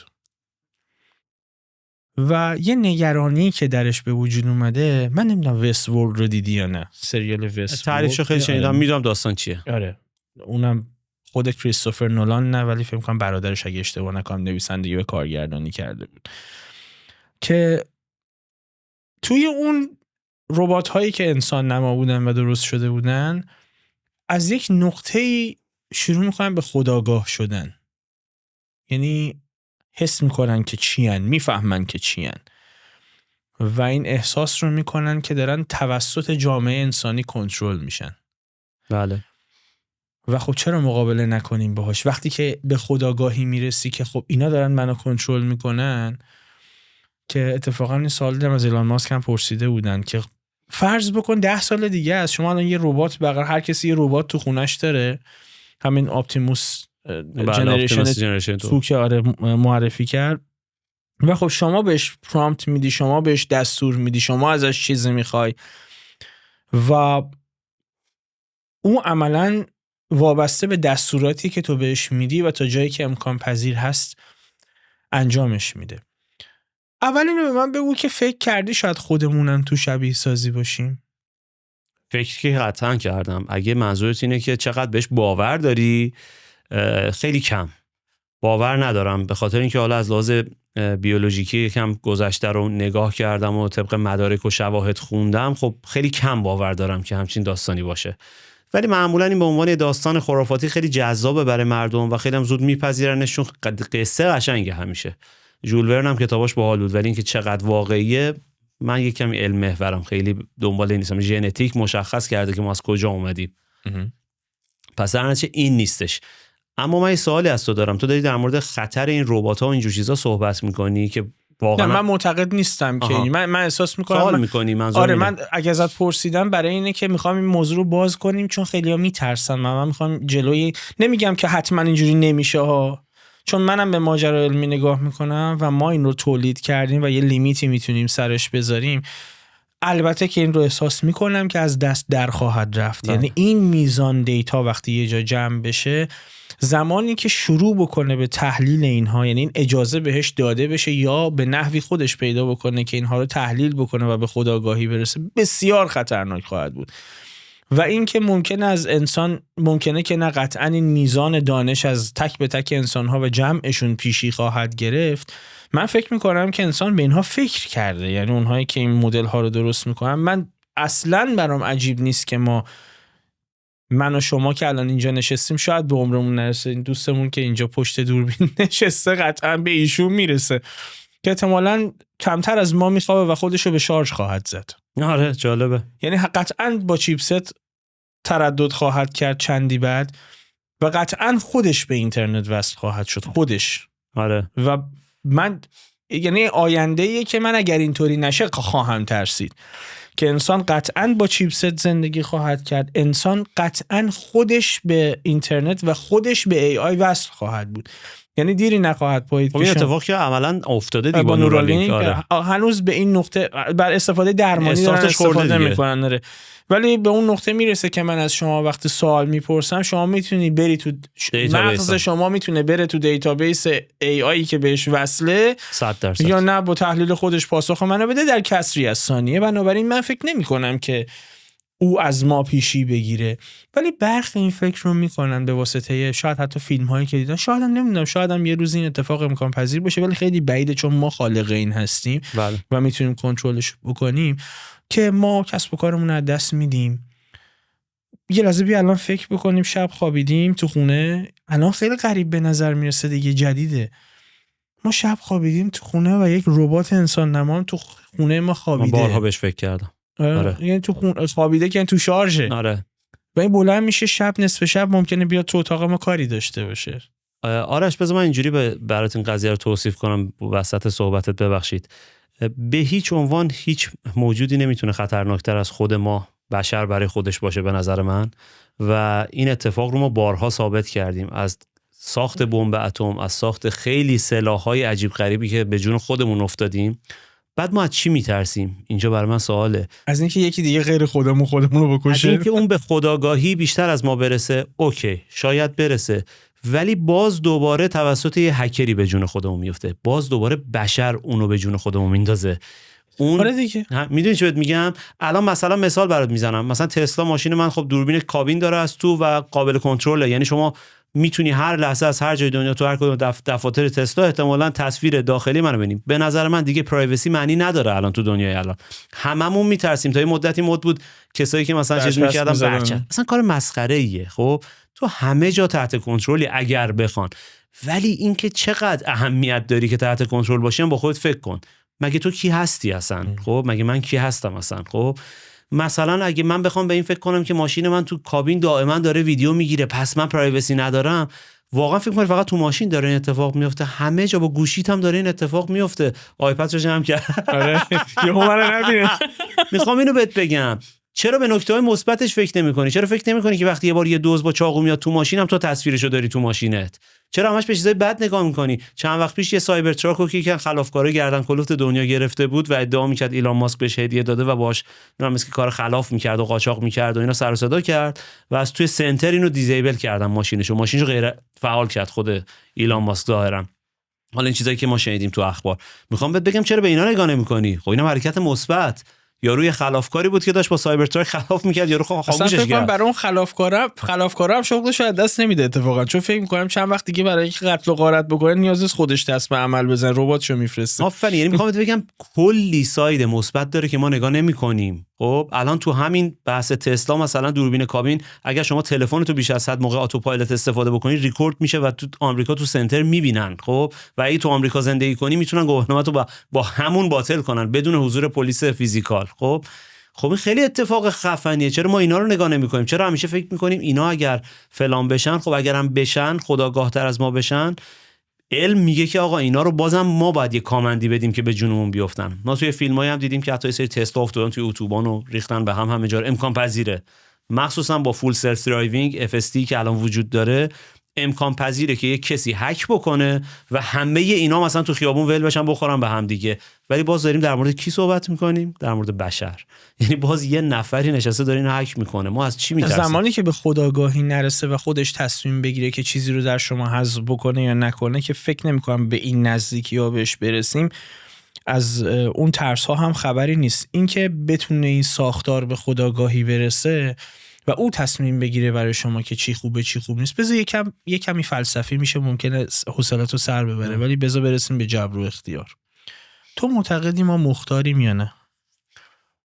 نه، واقعیتش من معتقدم که ما تا حدود زیادی داریم در واقع خودمون رو نزدیک میکنیم به چیزهایی که ممکن اتفاق بیفته، ولی مختار نیستیم، به خاطر اینکه نمونه نقض زیادی من براش میبینم. خب طبیعتاً وقتی که من دارم از یه مثلا باز دوباره البته تو باز نقضش هم میتونی بری، من از وقتی از یه خیابون من هم نظرم، من جبریم. آره میخوام بهت بگم جبر اتفاقی که داره میفته و مثلا تا حدودی سعی میکنیم که بریم به سمتی که کمتر اون اتفاقات ناگوار بیفته، ولی واقعیتش اینه که اختیارات خود ما نیست و این البته خیلی قضیه ترندیه تو دنیا، همیشه هم داره در موردش صحبت میشه که الان در واقع مختاریم یا نه.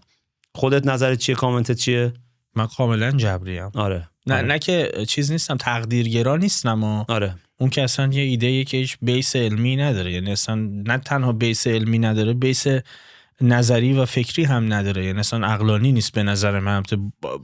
با عرض پوزش از کسایی که تقدیرگرا هستن، به نظرم باید تجدید نظر بکنن تو تفکراتشون. ولی من جبری نگاه میکنم از این جهت که ما اصلا توی تصمیماتی که فکر میکنیم خودمون هم میگیریم یک سری عوامل پنهانی نهفته است. بله. که ما اصلا حتی بهشون توجه نمی کنیم.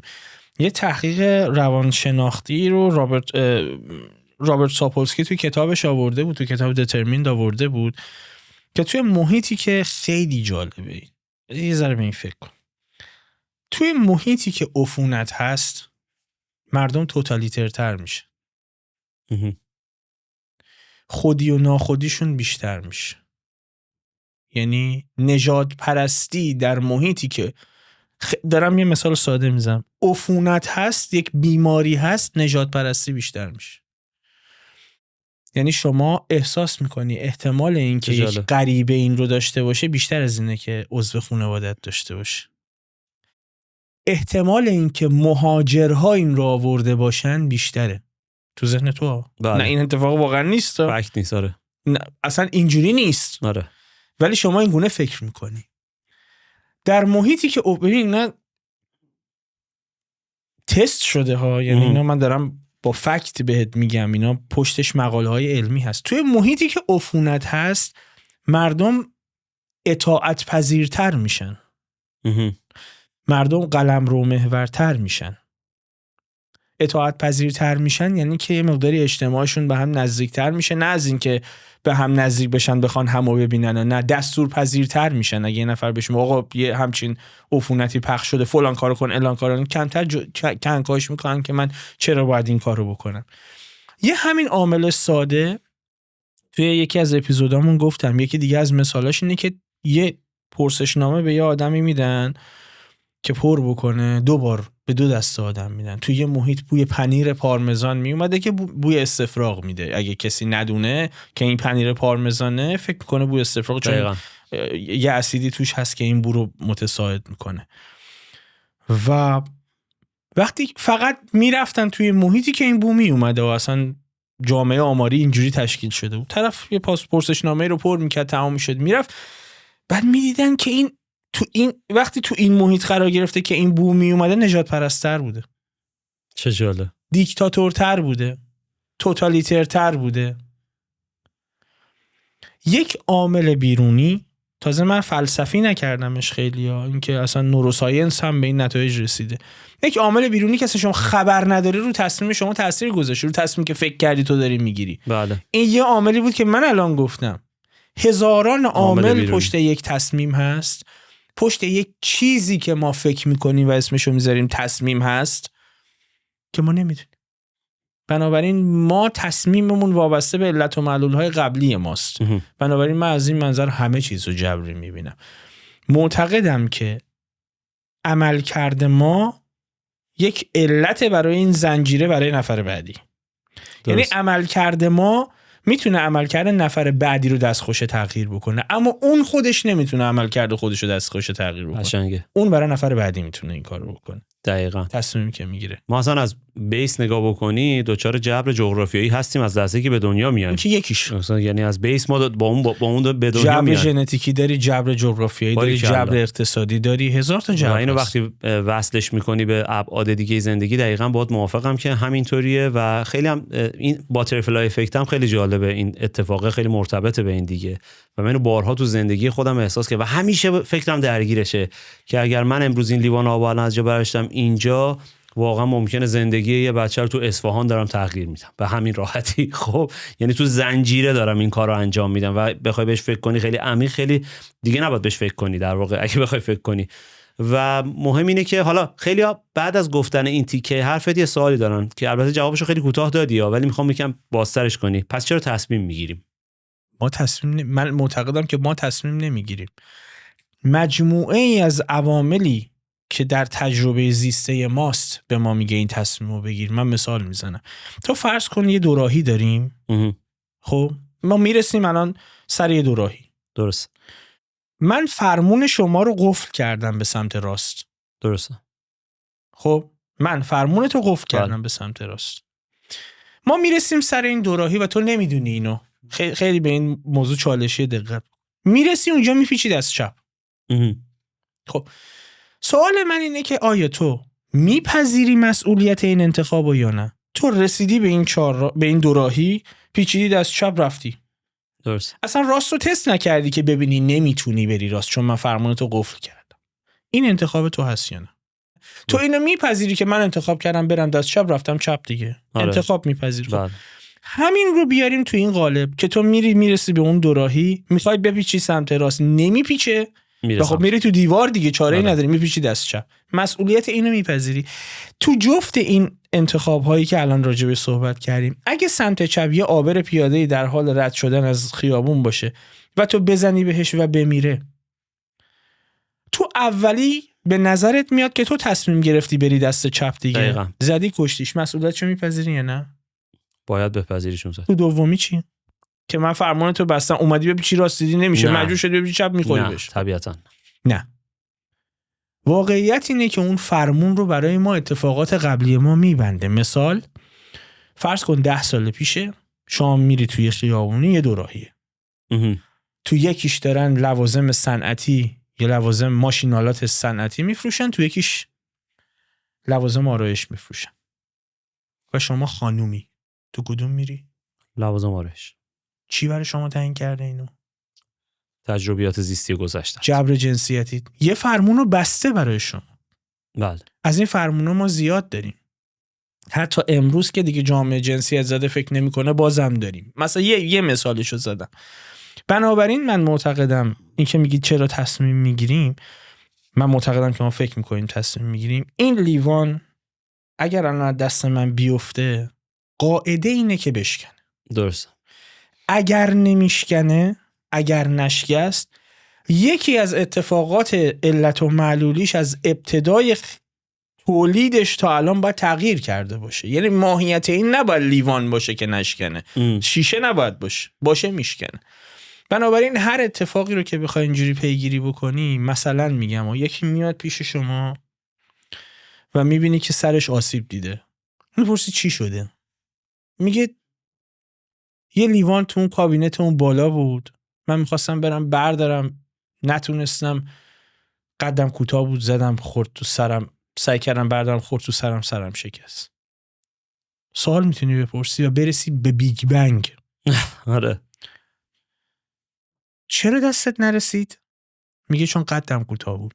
چرا قدت کوتاه بود؟ ژنتیک هم اینجوری بود. چرا ژنتیکت اینجوری بود؟ نه همینجوری میری تا آخر. دقیقاً درسته. موافقم باهات. شانس کجای این بازیه؟ من اعتقادی به شانس اعتقادی ندارم در واقع. درسته. منم هم فکر تو هم و من دقیقاً با تزی که تو داری موافقم. البته که میدونی که خیلی مخالف داره. آره خیلی مخالف و اونا هم دلایل قابل تأملی دارن. آره. ولی واقعیت اینه که حتی نوروساینس هم به شما این رو میگه که شما وقتی که یک تصمیم میگیری، نه فقط اونایی که با FMRI تحلیل کرده بودن، شما وقتی یک تصمیمی رو میگیری یا میخوای اجراش بکنی، من نمیدونم احساس میکنم من باید یک کلیک روی این موس بکنم. درست. قبل از این که من این نتیجه رو برسه، این دستور از مغز من صادر بشه، یک نورون‌های شروع به فعالیت کردن. بله. قبل از این که من اقدام بکنم.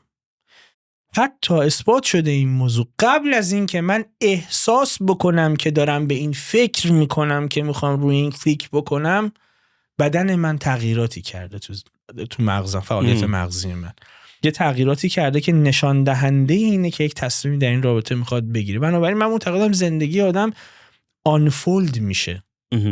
تصمیمات آدم آنفولد میشه. به چیها بستگی داره؟ به همین چیزایی که گفتم. حالا میگی چرا تأثیرش کجاست با تقدیرگرایی؟ کجا فرق میکنه؟ تقدیرگرایی به شما میگه که از ابتدا همه چیز تعیین شده تا انتها. بله. که خب اصلا باگ‌های اساسی فلسفی داره، ولی این یه فرقی میکنه. این که من بنا به هر دلیلی تصمیم میگیرم اینو از اینجا فکر میکنم که البته دارم تصمیم میگیرم، بعد تصمیم اینه که من این انجام دارم میذارم اینجا. درست. به هر طریقی که این تصمیم گرفته شده باشه، مرحله بعدی تصمیمات رو آنفولد میکنه. یعنی چیزی از قبل تعیین نشده. نه تنها چیزی در آینده تعیین نشده، شما چیزی رو در گذشته نمیتونید تغییر بدی. یعنی فیزیک خونده باشین و اینشتین خیلی راجبش بحث کرده که اتفاقات نسبت به زمان مطلق میشن. بنابراین من جبری بهش نگاه میکنم از این جهت که من میتونم با گذاشتن اینجا اتفاق بعدی و تصمیم بعدی رو پروژهشو باز بکنم. درست شد؟ و اون هم همین گونه میفته برای فرد دیگری. مثلا من اگر از این خیابون رد بشم بدون اینکه دوورم رو نگاه بکنم، ماشین میزنه به من، میمیرم. این تبدیل میشه به یک تجربه در ذهن افرادی که بعد از من میخوان تصمیم بگیرن از اینجا رد شن. نه اینکه اونو به این نگاه کنن رو نگاه کرده باشن. این نتیجه یک زنجیره علت و معلولی تشکیل میده که در ناخودآگاه اون تصمیم که گرفته میشه تاثیرگذاره. متوجه چی میگم؟ بله. طرف دیگه دفعه بعد حتی فکر نکرده به این ور اونور نگاه میکنه و این تصمیم خودش نیستش. چرا اینو پرسیدم ازت؟ چقدر حرف زدم، ببخشید. باحال بود، من خیلی دوست داشتم. من مهمون دعوت کردم خودم حرف زدم بیشتر. جبران کردی یه جایی، ما همیشه برعکسش بودیم. علت این که ازت پرسیدم اینه که بعضیا اینجوری نگاه نمیکنن، میگی مخالفایی داره این نگاه. و خب احساس میکنم برای اونا خیلی AI ترسناک خواهد شد، چون احتمال داره برای برخی از بخش‌های زندگی ما تصمیم گیری هم بکنه. فکر میکنم اون آدما بیشتر احساس میکنن که اختیارشون از کف رفته. آره ببین، بشری که توی سال 2024 و با این تکنولوژی هنوز درگیر انرژی ماه کامل و فرکانس، نمیدونم فرکانس ثروت، آره فرکانس فلان و بیساره دیگه، اگر تو امسال به نظر من و با این همه گستردگی علم و چیزایی که میتونی بخونی به راحتی در دسترست این تفکر رو داری، باید هم بترسی. یعنی من دیگه میگم دیگه برای تو کاری نمیشه کرد دیگه، و متاسفانه خیلی هم زیاده. من یه سری برنامه میساختم آنتی خرافات، با فان سعی میکردم این قضیه رو نشون بدم که آقا ول کن بابا، فرکانس فلان و قمر در عقرب، و حتی در مورد قمر در عقرب اصلا ویدیو تخصصی ساختیم با دوستم که خیلی علاقه من به نجومه، که آقا اصلا ول کنید این چیزا چیه، یه اتفاق خیلی مثلا نجومی خاصیه که خب این ماه توی مثلا صورت فلکی عقرب قرار میگیره و هیچ اتفاق دیگه ای هم نمیفته، تموم شد رفت دیگه، حالا ولش کن که انرژی فلان شد. بعد تو داری کاسبی میکنی با این داستان تو اینستاگرام و اینا همش زیر مجموعه همین حرفایی که تو زدی. ولی خب به نظر من کسی برنده است که زودتر به این نتیجه برسه و خودش هم با آسایش بیشتری زندگی میکنه. به نظر من 3 تا سوال دارم که پاسخش خیلی طولانی نیست. 20 سال پیش فکر میکردی 20 سال بعد این شکلی باشه؟ حالا با دیتیل خیلی زیاد نه، ولی مسیری که برای خودم تو ذهنم تجسم میکردم و آرزوشو داشتم خیلی شبیه اتفاقی که الان افتاده، خیلی شبیه. الان فکر میکنی 20 سال بعد چه شکلیه؟ حالا خیلی دارکه، ولی من فکر کنم 20 سال بعد نیستم. تصورم اینه که 20 سال بعد نیستم و مثلا اینو هر جایی تو هر برنامه‌ای بخوای بگی همه احساسیش میکنم، برای من اصلا احساسی نیست. خب من 20 سال بعد من اگه بودم این اپیزود دوباره پخش میکنم، میگم قصه بخورم. من تصورم اینه که من به 20 سال دیگه نمیرسم. اگر میگفتی 10 سال شاید جواب سوالتو میدادم. بس محفوظ باشه که هستی.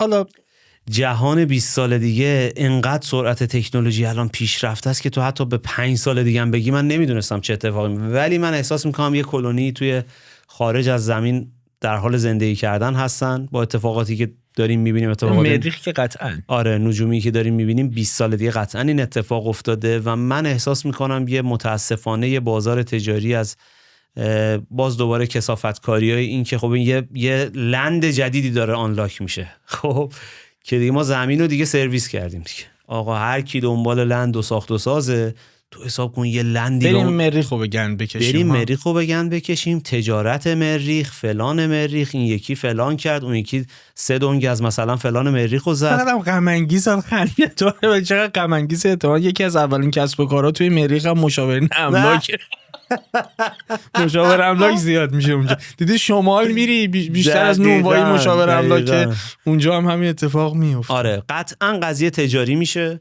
خب ببین برای فاوندرش و اونرش که خب حالا الان به نوعی ایلان ماسک حتی جلوتر از ناسا، طبیعیه که قضیه تجاری باشه، گرچه که اون واقعا به دید تجاری هم شاید نگاه نکنه به این قضیه، چیزی که مشخصه با درآمدی که داره، ولی تجاری هم باشه عجیب نیست. ولی تجاری نگاه کردن اون با تجاری نگاه کردن بشر به مریخ متفاوته و من احساس می‌کنم درگیری عجیبی به وجود میاد در مورد ویژن‌ها. فرق می‌کنه دیگه، همه به فکر کسب منفعت. اون ویژن برتری که دنبال این کاره یه چیز دیگه است.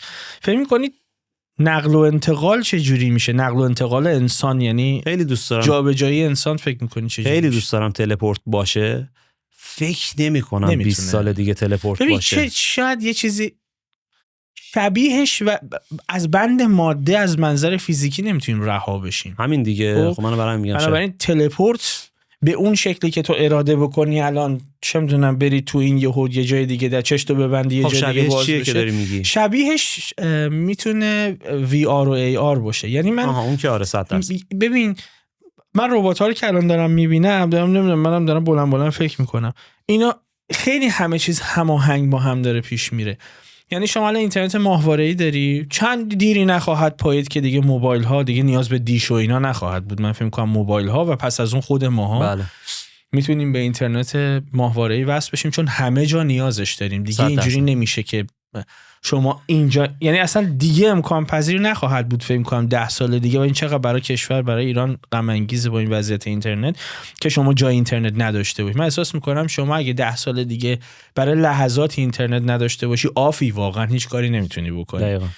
چون ربات پس فردا میخواد مثلا بره برای شما از سوپرمارکت چیزی بخره، اینترنتش قطع شه، تو ممکنه بمونه و انسان هم همینطور.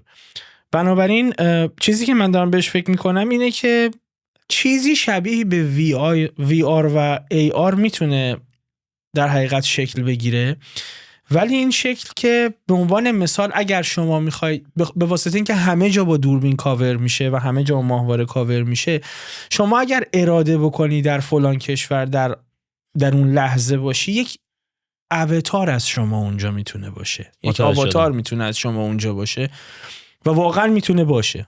یعنی شما میتونید و از لحاظ فیلینگ لذت شخص خودتون میبره اونجا و اینجوری که مرز دچار مشکل میشه.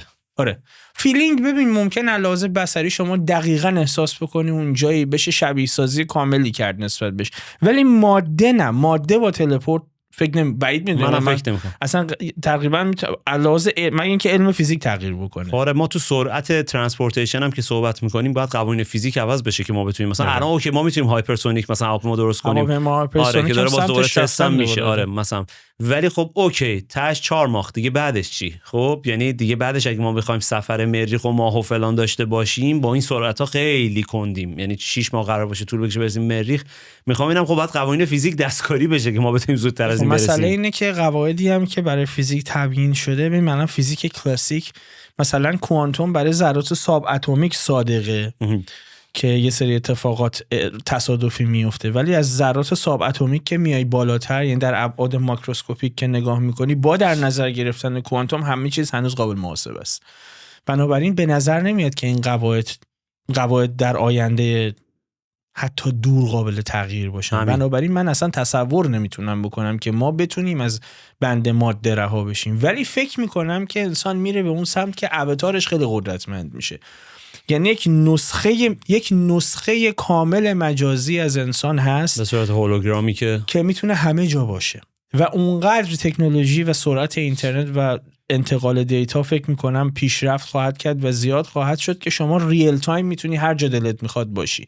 خودت نه، فیزیکت اینجاست. خب ولی این احتیاج به سکیوریتی گیت جدید داره. اینا دیگه باید فکر بشه. آره دیگه تو دیگه زرتی نری وسط آمریکا وسط نیویورک دیگه مسئله واقعا مرز و اینها شاید از بین برداشته بشه. یعنی شما ممکنه بتونی از فلان گالری تو فلان کشور با اواتارت خرید کنی، نشستی تو خونه ها ولی اوتار شما میتونه اونجا باشه به شکل ویرچوال ریالیتی، به ریل تایم تمام اتفاقاتی که اونجا میفته رو دوربین کاور بکنه و شما اوتارتون رو ببینه کاملا. با متاورس اومدن استارت بزنن ولی فکر کنم پروژه کمی شکست خورده شد متاورس. میرن جلو. هنوز الان به اون نقطه نرسیده یعنی پروتوتایپش بودون. ولی فکر میکنم من اینو میبینم تو آینده. من چیزی که از آینده نگرانم میکنه و خب این دیگه فکت دیگه، حالا چیزی نیست که بخوام در موردش فکر کنیم، بحث زباله‌های فضاییه که خیلی الان بشر آماتور بهش فکر نمیکنه ولی خود کسایی که درگیر چیزای فضایی هستن نگران کننده است. الان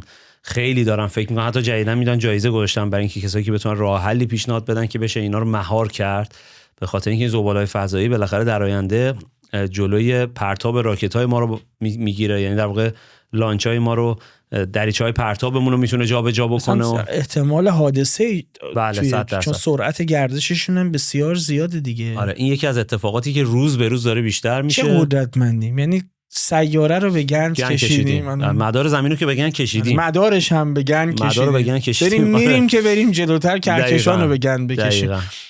سوال سومم ازت اینه که فرض کن امکانشو داشتی، ترجیح میدادی که، یعنی انتخاب داشتی که یک بار دیگه زندگی بکنی، درسته، ترجیح میدادی تو گذشته باشه یا تو آینده؟ من همیشه جواب این سوالو گذشته میدم، با اینکه فکر میکنن که من آینده رو جواب میدم. من اصلا عاشق اون حال و هوای وینتیج مثلا 1950 آمریکا میدونی چه میگم، و مخصوصا 50 و 60 رو انتخاب میکنم. 50 رو انتخاب میکنم برای به دنیا اومدنم که اواخر 60 برسم به اوج شکوفایی بشر تو بحث فضا که حالا با پروژه آپولو و جمینی و اینا بوده.